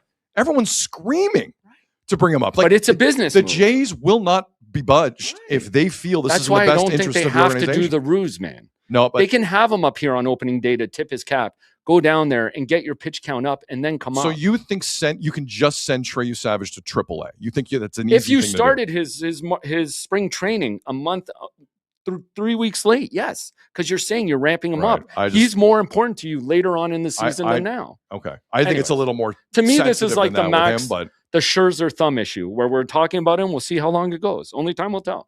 I hope he's okay. By the way, I'm not cheering for him. I'm not all in on Scherzer's like 100%. There's a reason they brought him in. But like, let's not act like he's a savior, because he could go down. easily Agreed, tomorrow. but at least they'll start with 5 guys. Because like we're saying, if they didn't have him, who would be that 5th guy right now? That's a good question. Cody Ponce did throw really well yesterday. Very well. Cody Ponce, 5 2/3. He allowed a hit. How important is Cody Ponce now in this? Cody Ponce, the reigning South Korean MVP. So today, the game's already started. Scherzer's throwing. The Jays are at Minnesota's spring training facility. Then Kevin Gausman throws tomorrow against the Pittsburgh Pirates. And then Dylan Cease on Sunday will wrap up spring training. The worst preseason in professional sports is spring training. It's true. This thing is the worst. Like I told you, you see me. So to get back to this argument, you know I'm on pins and needles right now because all I want is this week to be over and everybody to come into camp healthy. Like I freaked out at George Springer for fun is taking ground balls at third today. Like, what are you doing? If a ball skips up and he's like, he said to Ernie apparently, like, I can't believe you stand this close. Don't put yourself in that thing. I need George Springer and bubble wrap right now. Addison Barger made a catch and ran into the right field wall yesterday. Like, don't get hurt before the season, man. You're pretty important. I've rarely seen you this nervous. I think these Were games you this April nervous month. during Game 7 last year, the World Series? Yeah, that's why I didn't go. Yeah. I've never, Azo came in today like, I can't believe they're playing guys. I can't believe this guy's pitching. I can't believe George Springer's taking ground balls. I can't believe it. By the way, I want these guys healthy for next week. by the way, Springer getting into form right at the end. Second home run hit yesterday. a bomb. Varsho is hitting 40 if he's healthy. That guy is Don't run into a wall on he spring is having training. a contract season. This is what we all Varsho. love about Barger. He plays the game at like 150, like full throttle all the time. I love that about him. But it's like the last week of spring training. This is when stupid injuries happen. The whole point of spring training is to get out of it healthy. I just don't want to. Don't need any chances. Well, right then you now. should be happy because Yesavage hasn't thrown a pitch, so he's fine. Slosh in the chat. Relax, Azo. It's a good player. I've had a week. That's a shirt. Yeah. Relax, Azo. Corporate Azo never relaxes. It's true. That's not how he rolls. I want this team to do well. I think the season, that AL East is going to be a gauntlet, man. I need these guys performing all the time. What is Hyperbear in the chat, Azo? What does woo-saw Azo mean? What is that? Sure. Woo-saw. Yeah. Oh, that's woo-saw. Like, calm yourself. Take it easy. Like a Roman It's like Reigns? a phrase. It's a like, Roman, what was the one on the curb? When you say something to calm yourself down. I saw like a season of Curb and I stopped watching. Like you're just, it's supposed to be a phrase that helps you settle yourself down. Okay. It's like counting to 10, right? To get your emotions in check. Okay. Yeah. Relax, Azo, a button. It's pretty fun. I do listen, don't get me wrong. All I want is them to be healthy. Never temper the anxiety with me. Anxiety makes for good content because I get anxious about certain things. By the way, Okamoto with a nice play at third yesterday. Very nice. Do you know he's like the AL favorite for Rookie of the Year? I did not know that. Really? Kaz Okamoto? Yeah. I actually meant to look this up. Like, are the Jays favorites to come out of the AL East or out of the American League? I can look that up right now. I was wondering that. I meant to look it up yesterday because I think on Overdrive, I don't know if it was Kara who brought it up. Well, somebody brought it up, and I was like, I wanted to see. Somebody said they weren't. American League or the American League East? Well, both. I don't know. I wanted to check both. All right. Well, now you're asking us a lot of pages. Okay, you look up one, I'll look up the other. I'll do AL East. You Okay. do. Let's go future odds. Okay. Like again, I do. I just wonder how other people are viewing them, especially I Vegas. have noticed. I have picked up on this narrative, Azo, of the Jays will be in the playoffs. Yeah, like yesterday. I Gotta heard, respect the process a little bit. yeah, more. like yesterday. You I gotta heard respect the process. No, Yesavage will be fine for Game 1 of the World Series, and I'm like, whoa. No, see, they have the Yankees, the Mariners in front of them in the American League. Right now, I'm looking at the Yankees are the favorites in the division, and the Jays co-favorites. The Mariners are ahead of the Jays. And the one I'm looking at on Get outta here. ESPN, MLB Futures. Arozarena and Raleigh hate each other's guts. Yeah. There's no way they're ahead of the Jays. New York's at plus No way. 1,000. No. Seattle's at plus 1,200, and the Jays are at plus 1,500. And Boston's right after them with plus 1,600. Like this is going to be a gauntlet, man. Yeah, like you got to respect the process. 100%. It's 100. I don't like the what I'm hearing about that. 162 games. Yeah, everywhere. Mariners are plus 1,200. This one says Blue Jays plus 1,400. Sometimes they're tied with the Mariners, but on most of them, they're past the Mariners. All right, that's crazy to me. Last takes on the Jays before we move on here. I think I'm good.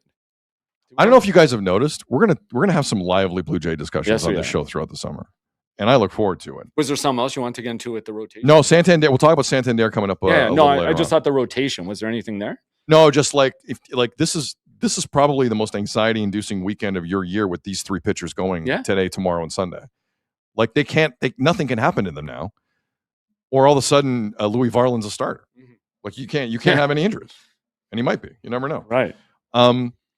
Okay, there's two more things I want to touch on here before we go. We are 84 days away from Canada's first World Cup game at BMO Field on the men's side. We do not know who it's going to be. The European playoff between Northern Ireland, Italy, Wales, and Bosnia-Herzegovina begins next Thursday. You can watch those games on DAZN, if some of you are wondering. DAZN have both the semifinals on Thursday and then the finals with the two teams the following Tuesday. Whoever wins that mini tournament will get Canada on June the 12th at BMO Field. Jesse March and Canada are getting ready for the tournament. They have some friendlies coming up. Iceland is on the docket for them, and they play them, I believe, Saturday. That game's at BMO. So coming up a week from this Saturday, Canada play Iceland at BMO Field. This is the final real international window before the tournament gets underway. And then Canada will get Tunisia, also at BMO Field. Forgive me, I think there's another window around June. But you know what I mean, where the prep time is dwindling for Canada. So an interview between Jesse Marsh and a guy named Ben Jacobs, who is part of the Give Me Sport network. He also does a lot of work with Talk Sport Live, which is a huge sports talk station in Britain. But Ben Jacobs sat down with Jesse Marsh in what looks to be Italy, where Jesse lives. And basically all parts of Italy are beautiful. So wherever this is, it's gorgeous.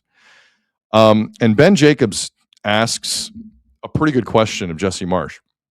As the possibility exists here, if Italy wins 2 games starting next Thursday and then into the following Tuesday, it's going to be Italy-Canada on June the 12th.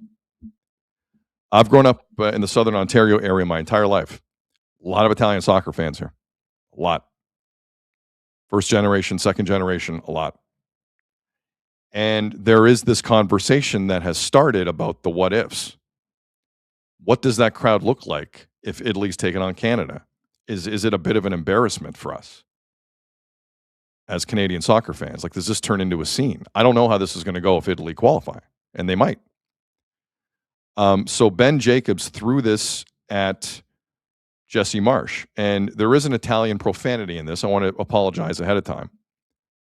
But I think this is, in earnest, the first moment where I think this discussion is really going to start here in the Toronto area about what could happen here, especially with the Italy-Northern Ireland game set for next Thursday at 3:45 p.m. Eastern. So the question first from Ben Jacobs, and then the answer from Jesse Marsh. Here it is. Did to it before, if it is to be Italy in that opening game, it might not feel like much of a home game. Yeah, which will be crazy, right?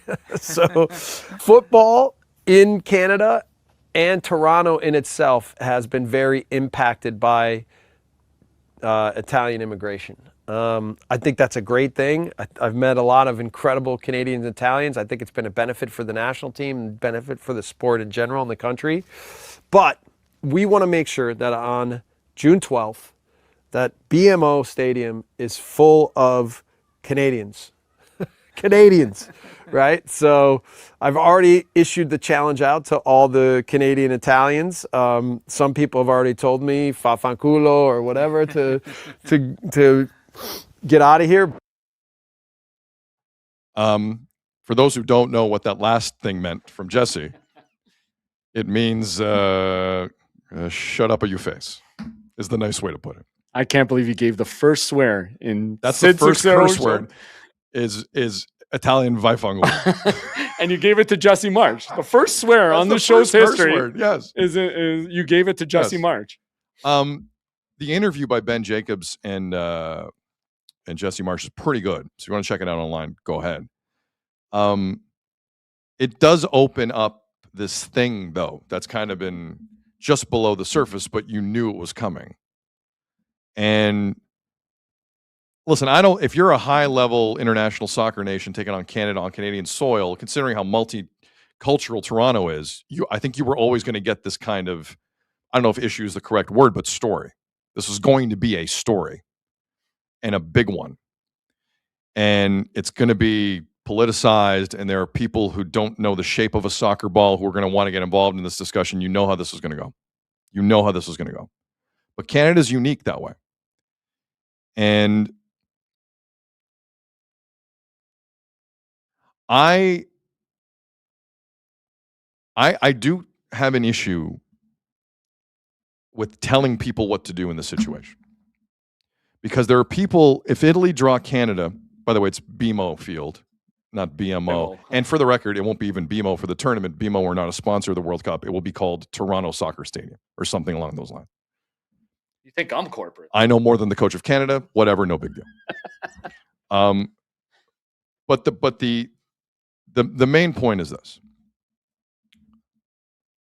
there are, if Italy draw Canada, there are going to be people at BMO Field who are rooting for Italy. A, because they were born in Italy. B, because their parents were born in Italy. C, they just lost their dad. B, or like D, they just lost a grandparent. Like they're going to be doing it for different reasons. They're doing it to honor different things. So I think anyone who is going to be overtly upset at anyone rooting against Canada on Canadian soil, I understand the aggression, but I think it's more nuanced than that.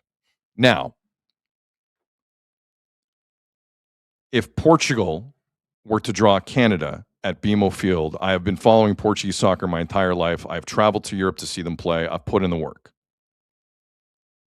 If Portugal are playing Canada in men's or women's soccer at BMO, I am not in any way, shape, or form rooting for Portugal. That's just that's my decision. Portugal's my team. Canada's my home. I am rooting for Canada. But I don't think it's just easy to throw stones at people who go down there and do it the opposite way. Now, am I really concerned how that looks internationally? Yes, I am. Yes, I am. This can't, like the narrative of that first game for Canada can't be the North and South stands suck and no one cheered for Canada. Like, I'm praying that's not it. I'm praying that's not it. And I don't think it will be. I think, listen, the Italian football, this will be Italy's first World Cup since 2014. They have not qualified for the last two. That's why this is also kind of a big deal, guys. And I know they won the Euros in 2021, but it's not, the World Cup is viewed a little differently. And I know there's going to be a loud crowd there, just like it will be for Switzerland when they take on Canada out in Vancouver. I really hope it doesn't turn into what I think it might turn into with Italy getting that draw. I think Bosnia, Wales, Northern Ireland, it's going to be, listen, Northern Irish fans are loud. Loud.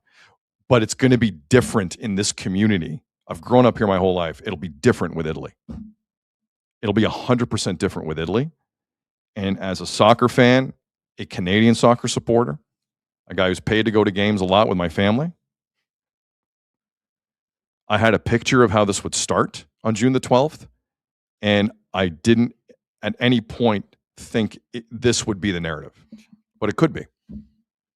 It could be. I don't know how it would change, but I am a little uncomfortable with yelling at people, don't root for Italy. There are people rooting for Italy for a lot of different reasons. A lot. So I don't know what's about to happen here, but Jesse Marsh kind of feels what's coming. He thinks clearly Italy is going to make it through this mini tournament starting next Thursday, and we'll see. But this could be one of the more unique sports stories in Toronto's history on June the 12th. Full stop. And I don't know how it's going to look to the outside. And for people saying, it is what it is, it's Toronto, yeah, well, people care about how a World Cup game is viewed in your city because there's 1 billion people watching. Let me remind you of the audience. This is going to be one of the biggest money makers TSN has ever had in the history of that company. Completely. There's a reason for that. This thing's going to be a monster. First game, Canada doesn't have the loudest crowd in the stadium. I hope that's not the case. But it could happen. It could. Azo, your thoughts on what is destined to be one of the hotter button topics in this city this year? It's a very complicated situation. So where do you take that? No, because as a multi-soccer supporter, where do you take that? I grew up in an Italian neighborhood. I've been on St. Clair when they've gone on deep runs and had some fun down there.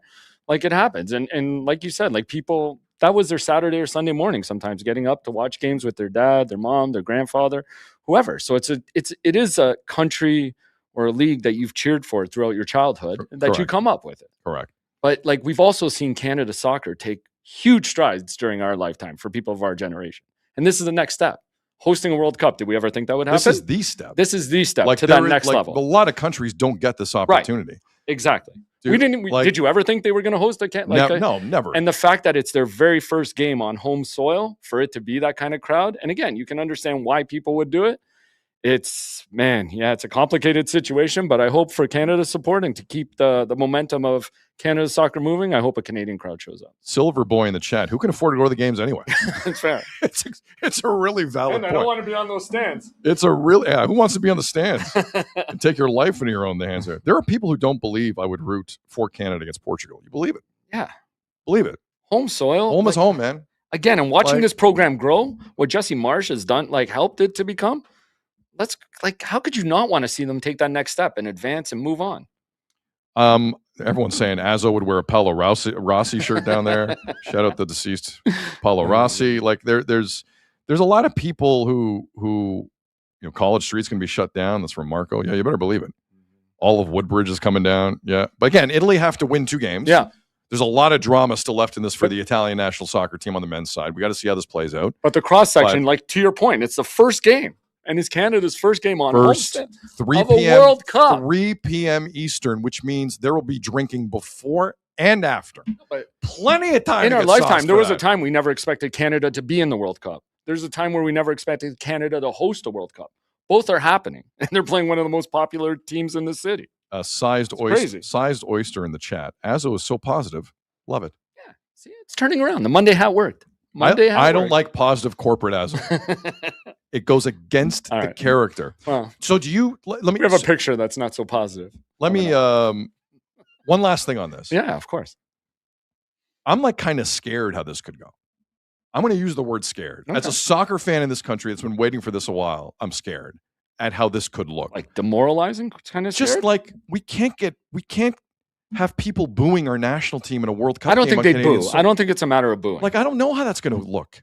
But you're right. I really don't. To be in a home stadium that's all blue and more cheers for the visiting team, if you want to call them that. Let me tell you something. Jesse Marsh, for him to be talking like this, It's knows full well what's in the air. Yep. He is not a stranger to Italian soccer, European football, European fans. And I think it's the responsible thing for him to do, because I don't hear anyone else in the CSA, the Canadian Soccer Association, really doing it.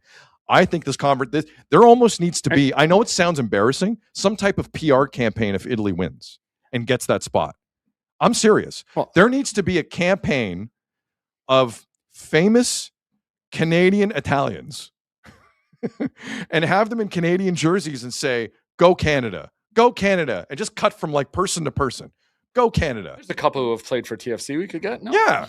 Seriously. No, seriously. It needs to be that's not embarrassing. I think that's something that has to happen. Yeah. Because you are not going to convince certain people to go down there and support Canada over Italy. It's just not going to happen. To me, it's not even the point Marsh is talking about it. There's obviously been talks throughout Canada soccer about it. Because Marsh is an American. There's other people who have come with this program who know. But my point is, he's the only guy I'm hearing publicly. No, agreed. Not Victor Montagliani, who's part of CONCACAF and FIFA. Not And what I'm saying is, it's Kevin a concern. Blue. I haven't heard Kevin Blue a ton of this. Kevin Blue's done some great stuff, but I think this story is now becoming the story. And Marsh is the voice of it, but it's a Canada soccer concern, is what I'm saying. Chris Betty in the chat. 15 minutes to go, guys. I get giddy at the time checks. Part of me gets and giddy. I don't even have to check my watch no more. They do it for me. It's awesome. I love this chat. Anything else on Canada potentially in Italy in the first game, June 12th of the? We'll have more answers next week.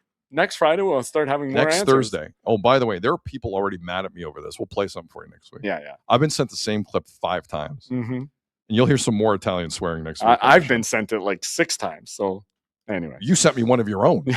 Just cussing me up. I tell you that all the time. Okay, so but that was very interesting from Marsh. Yeah, nice catch. Yeah. It's like Azzo's good at his job or something. Thanks, man. Not always happy. So, corporate Azzo should never always be happy. Yeah. So a couple of days ago, as we mentioned yesterday, we went to a school here in Toronto run by some friends of ours.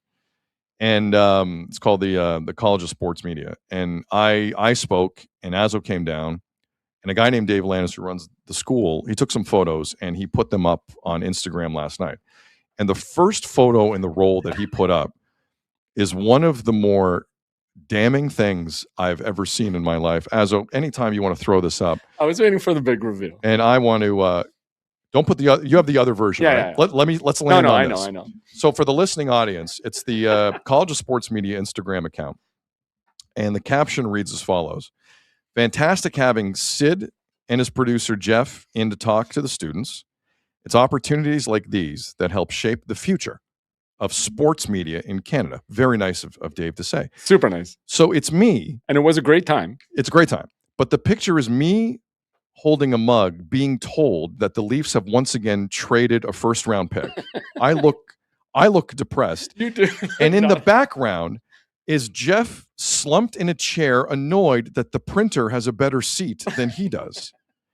And it is one of the funnier things I've seen. So we decided to zoom it even tighter. And what this has become is this will be a meme at some level in some way. How many, when we found it yesterday, we were like, what's the caption to this? Is it your boss tells you have to go to an after work event? Like the caption looks like I'm Julius Caesar before the ambush. That's like and you're organizing it with your boys in the back. This is the origin of my villain story. This is when I do the heel change. You point to this moment and say, this is when it happened. Like I'm planning your demise in this picture. And I hated it because I felt so bad because it was a great time. And there are other pictures there that show that we had a great time. But for this to be the cover picture was hilarious. Bluth, I'm just going to read some of the chat now because the chat are having to go with this. Bluth in the chat. Azo looks like he's about to Tanya Harding Sid. Planning his demise. Yes. Sid with the comb over. Yes, correct. I did. That's an Ozempic ad. Oh, look at that. Sid just found out Manoah's coming back to the Jays. Sid giving Michael Scott vibes, seeing Toby of HR. We'll take it. That's Sid's face when we ask about Santander. Somebody did actually that night. This is very good. A student did ask about Santander. Maybe that was that moment. That was that moment. Yes. So anyway, I want to thank what Dave. I'm not saying is, before he went up there, he told me to sit there and said, know your role, shut your mouth. Yes. That's the bottom line. Until Sid Seixeiro said until someone asks you a question. Yeah. Could be worse in the chat. Just act like nothing's wrong if you know what's good for you. We had a fun coming up with some of our own. It was awesome. Yeah, so I thank Dave for putting that up. I felt bad that this was the head cover story because it was an amazing time and those kids were great. Look through the pictures, you'll probably see some faces that you'll see or hear or voices in videos or on TV. Flippin' A in the chat. Sid asking Azo for that report to be done. Okay. Okay. Get it done. Get it done. Man. So good. So we appreciate the photos from Lannis. And for the invite. Good. That was fun. It was good. It was a great time. It was good. Finally, so at the end... Sorry, one more. Azo was about to get Shawn Michaels on Marty Jannetty. It's a great reference. Amazing. And I think it leads into where you're about to go. Well, speaking of wrestling, I got two things. One, WrestleMania is next month. Yeah. Early April. Yeah. I saw a name of someone who's going in the WWE Hall of Fame. And they're running out of names. Mm-hmm. Dennis Rodman is going in the WWE Hall of Fame. This is a Hall of Fame that has Drew Carey in it, right? Yeah. Like the Hall of Fame... Pete Rose or some the current guy running the White House is in the WWE Hall of Fame. Like there's a lot of people in the Hall of Fame that do one thing in wrestling, so you make them a part. Like the late Bob Uecker, God bless Bob Uecker. He did 2 interviews in his life for the Hall of Fame, although he was the ring announcer for Andre the Giant and Hogan. So maybe Bob Uecker goes in. But anyway, and everyone's already saying in the chat NWO. He was NWO for 4 shows. Yeah. Come on. 4 shows for the Hall of Fame. Do you know how many guys walked out wearing NWO? It was like 50. If you went through the list of NWO members in the history of WCW, like 50 people were part of the NWO. That doesn't mean anything. That means nothing. Is Iron Mike Sharp in the Hall of Fame? I'd rather see some jobbers get in there. I guess play the role. Carl Malone has to go in next in the chat. Exactly. Yes. Exactly. Good point, JJ. Yes, it's true. This is what I'm saying. So are we in agreement that Dennis Rodman, New World Order is already in, so he can be a part of that. He can go in the wing. Yes. Phil Pritchard can put Dennis Rodman in the NWO wing of the Take Hall his of Fame. shirt and just put it in. Yes. Get it donated to them and put it in. But we're all in agreement. Dennis Rodman should not be in the WWE Hall of Fame. The That's NWO ridiculous. was in. He was part of that. That's it. He did nothing. Put him in with the picture. He came down, smoked a cigar, did the too sweet, and that was it. He was a lanky He guy in the wrestled ring. a bit, but He was whatever. a terrible. He was terrible in the ring. Yeah, it was. Terrible in the ring. Obviously, he would be. Yeah. No. Okay. No one in the chat agrees with this. Good. I'm glad we're in agreement. But this is where they're at with that Hall of Fame. It's bad. Jay Leno next, according to Snack. Yeah. Good idea. Might as well. So when we were talking to some kids earlier this week, some aspiring on-air people and behind-the-scenes people, And there was a lineup for questions afterwards. there was. Should have charged Inquisitive mind. Should have charged $5 each. Yeah. A kid named, I believe, Evan, came up to me and said this. This is how he prefaced it. I know you're getting a lot of questions, but I'm going to try and make it interesting now. And I'm like, okay.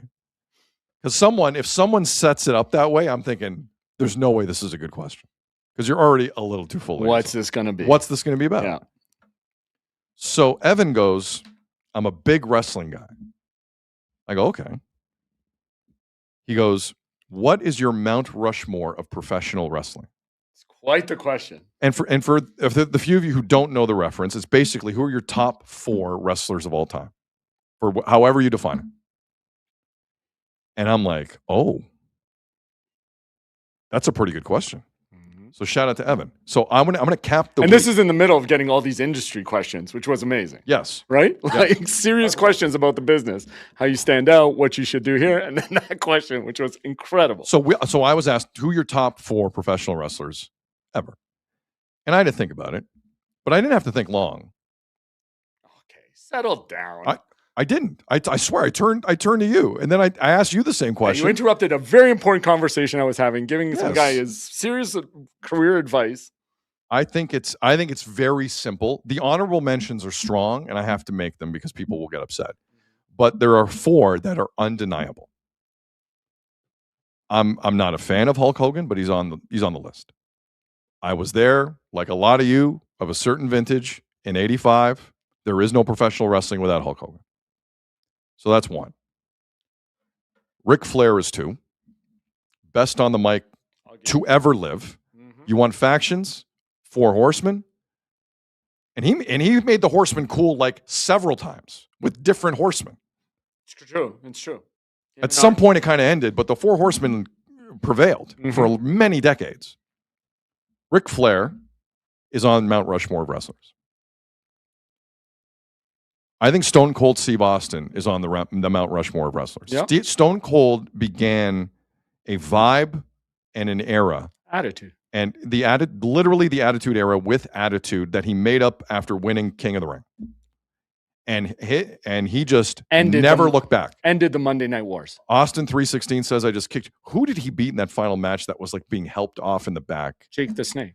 He was Jake the Snake. That was like the last Jake the Snake Roberts moment. Yeah. Was when Stone Cold kicked his ass. And he wasn't even supposed to win that tournament. Correct. You know that, right? It was supposed to be Triple H.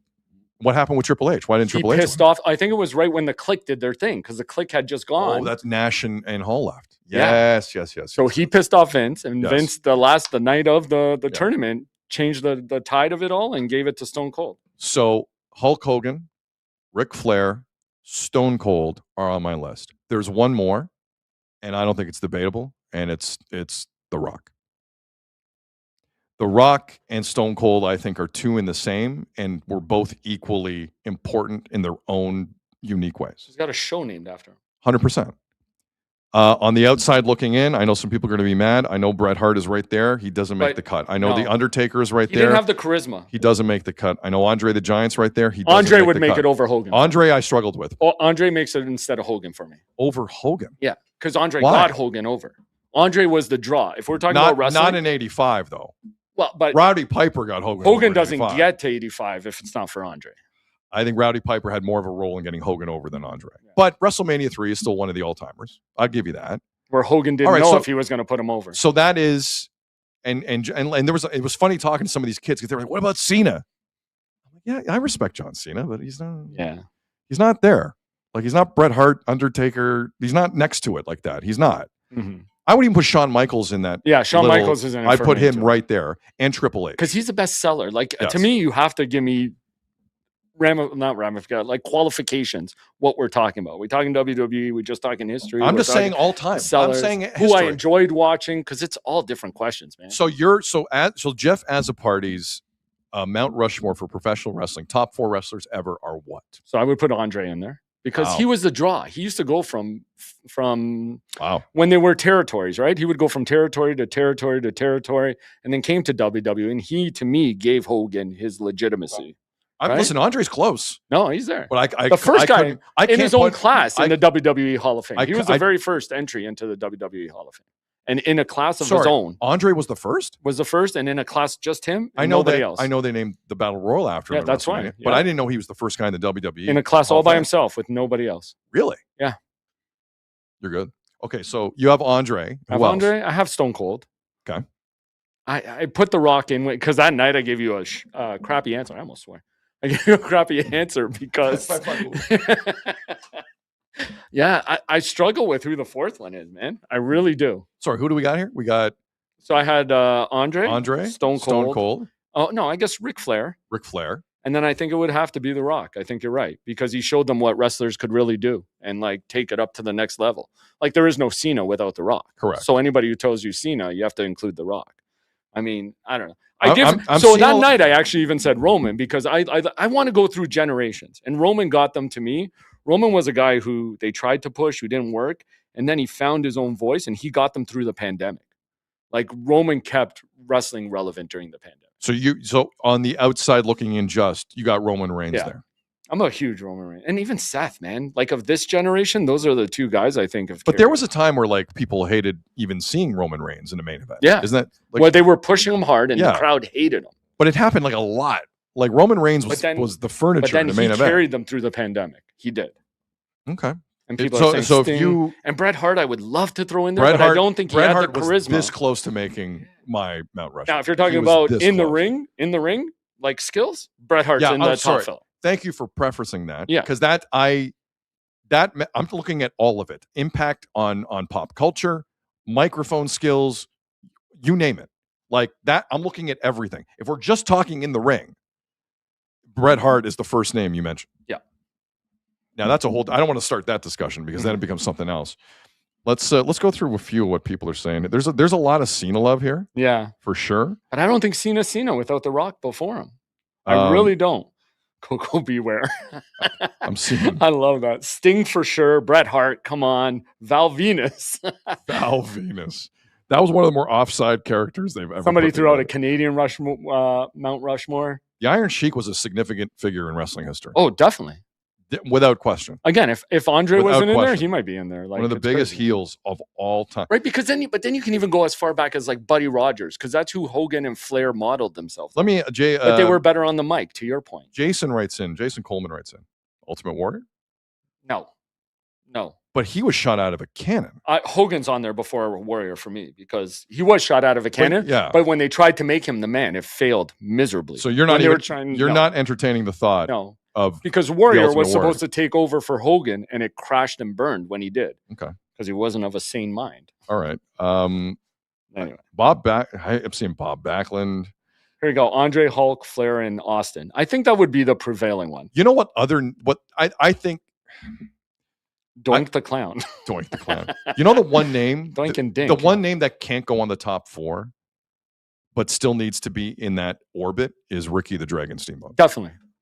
100. So you sent me down through such a rabbit hole because then I started thinking top 4 factions. How would I do this? Top 4 matches. One of my favorite matches to watch ever is Macho Man and Randy Savage. Macho Man and Ricky the Dream. WrestleMania 3. Yeah. Pontiac Silver. One of the greatest matches I've ever seen. That match was incredible. And Randy Savage is another guy you got to throw up there too, because he was hand in hand with Hogan for some of those years. Can I just generically throw you names I'm seeing here in the Yeah, chat? for Bruno Sammartino. No? Yeah. Like, but see, I didn't watch He's that. a hell of a career. Name Bruno of a career. Sammartino. And that's when, again, there were But- territories they were around. But then Buddy Rogers is a guy from back in those days. I'm Like, seeing a lot of Edge and Tito Santana. Edge, I don't think. Tito was quite Santana, I there. don't think is on that list. Edge carried them for a while before Cena. If you get some people younger than me, they'll put Edge on their Mount Rushmore. Tito Santana he wasn't bigger than Hogan. So if Hogan's not on it, Santana's not on it. One of the most traumatizing things ever was when Greg the Hammer Valentine destroyed Tito Santana's Intercontinental belt in a steel cage. Yeah. Because Tito won and he was exhausted. Mhm. And then he was just out of the ring. And then Greg the Hammer came in and just annihilated the belt. And then they made a new belt. And then Jack Tunney gave him a new belt and everything was fine.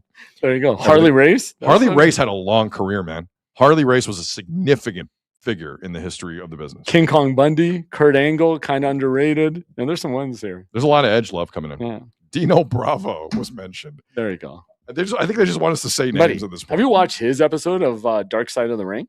It's crazy. I think the Dino Bravo one? Yeah. Yeah. Then he was in his house at night and it got bad. It's not good. From Leaping Lanny Poffo. Azo, you jabroni, you forgot Savage. I mentioned him. Savage is on the on the outskirts. On right on That's the right. outskirts. When you said Ricky Steamboat, that match with Savage is one of my all-time favorites, along with Shawn Michaels, Razor Ramon ladder match. Yeah. Yeah, I think you have to put some of the TLC ladder matches in there. Agreed. And Hell in the Cell. Like, come on. I think Randy Macho Man was as close as they came to replacing Hogan in the moment. He was on par with Hogan for a while. He was very close. He was on par with Hogan for a close. while. And Superpowers, baby. Superpowers. And then it was like Lex Luger and it was a disaster. Ted like DiBiase. They couldn't find the next the guy. best laugh ever in wrestling history. Ted DiBiase. But not he was okay. His laugh. Ted DiBiase I said was the laugh okay. makes it. His laugh was one of the best laughs ever. I'd put Bobby Buddy, Heenan when higher. he kicked the basketball, some of the skits they used to do, like that Mr. was Perfect, like Mr. Perfect but throwing the the ball, DiBiase kicking the ball away. It was still an all-timer. or when he made people like eat dog food, and dude, it was a But different time. I would put Bobby Heenan ahead of a lot of these names. I think Bobby Heenan did a lot for the sport. Yeah. A lot. I mean, now we can do a wrestling. Like- Maybe we'll do one every week. We'll do managers next week. Friday wrestling Mount Rushmore. Rushmores. There you go. Okay. Yeah, Well, Ricky Steamboat could sell. Ricky Steamboat was an incredible wrestler. Like, he would be in the list with Brett of He's guys right- in the ring. He's right there. He's amazing. He's right there. He was my favorite I as a can't kid. put him top 4. No. But he's right there. Yeah, he was in my head too. Yeah, he was awesome. All right. The We're Bushwhackers. You were a big Bushwhackers guy, weren't you? one of the Bushwhackers walked into the Rumble and was thrown out in 3 seconds. He walked in and It's walked an right back all-time out. moment. He walked in and walked He right walked back in. out. And he kept doing the thing right when he walked out. Oh, it was so good. Remember the story Jimmy Corderas told us about the Bushwhackers? Anyway, let's go. Our corporate Azo says we got to go. Anything else, Azo? You good? No, I think we're good. All It was right. fun today. Good week. Good stuff. Our apologies. We wanted to get to Anthony Santander, but we ran out of time. On behalf of Jeff Azzopardi and everyone here at Sick Media, my name is Sid. You've been watching the Sid Seixeiro Show and listening to the Sid Seixeiro Show powered by Sick Media. Enjoy the rest of your day. Enjoy your weekend. Let's see what Monday brings. Take care. We'll talk then. And that's a wrap. Hope you don't miss us too much until next time. Follow the Sid Seixeiro Show on YouTube, X, Instagram, Facebook, and wherever you get your podcasts.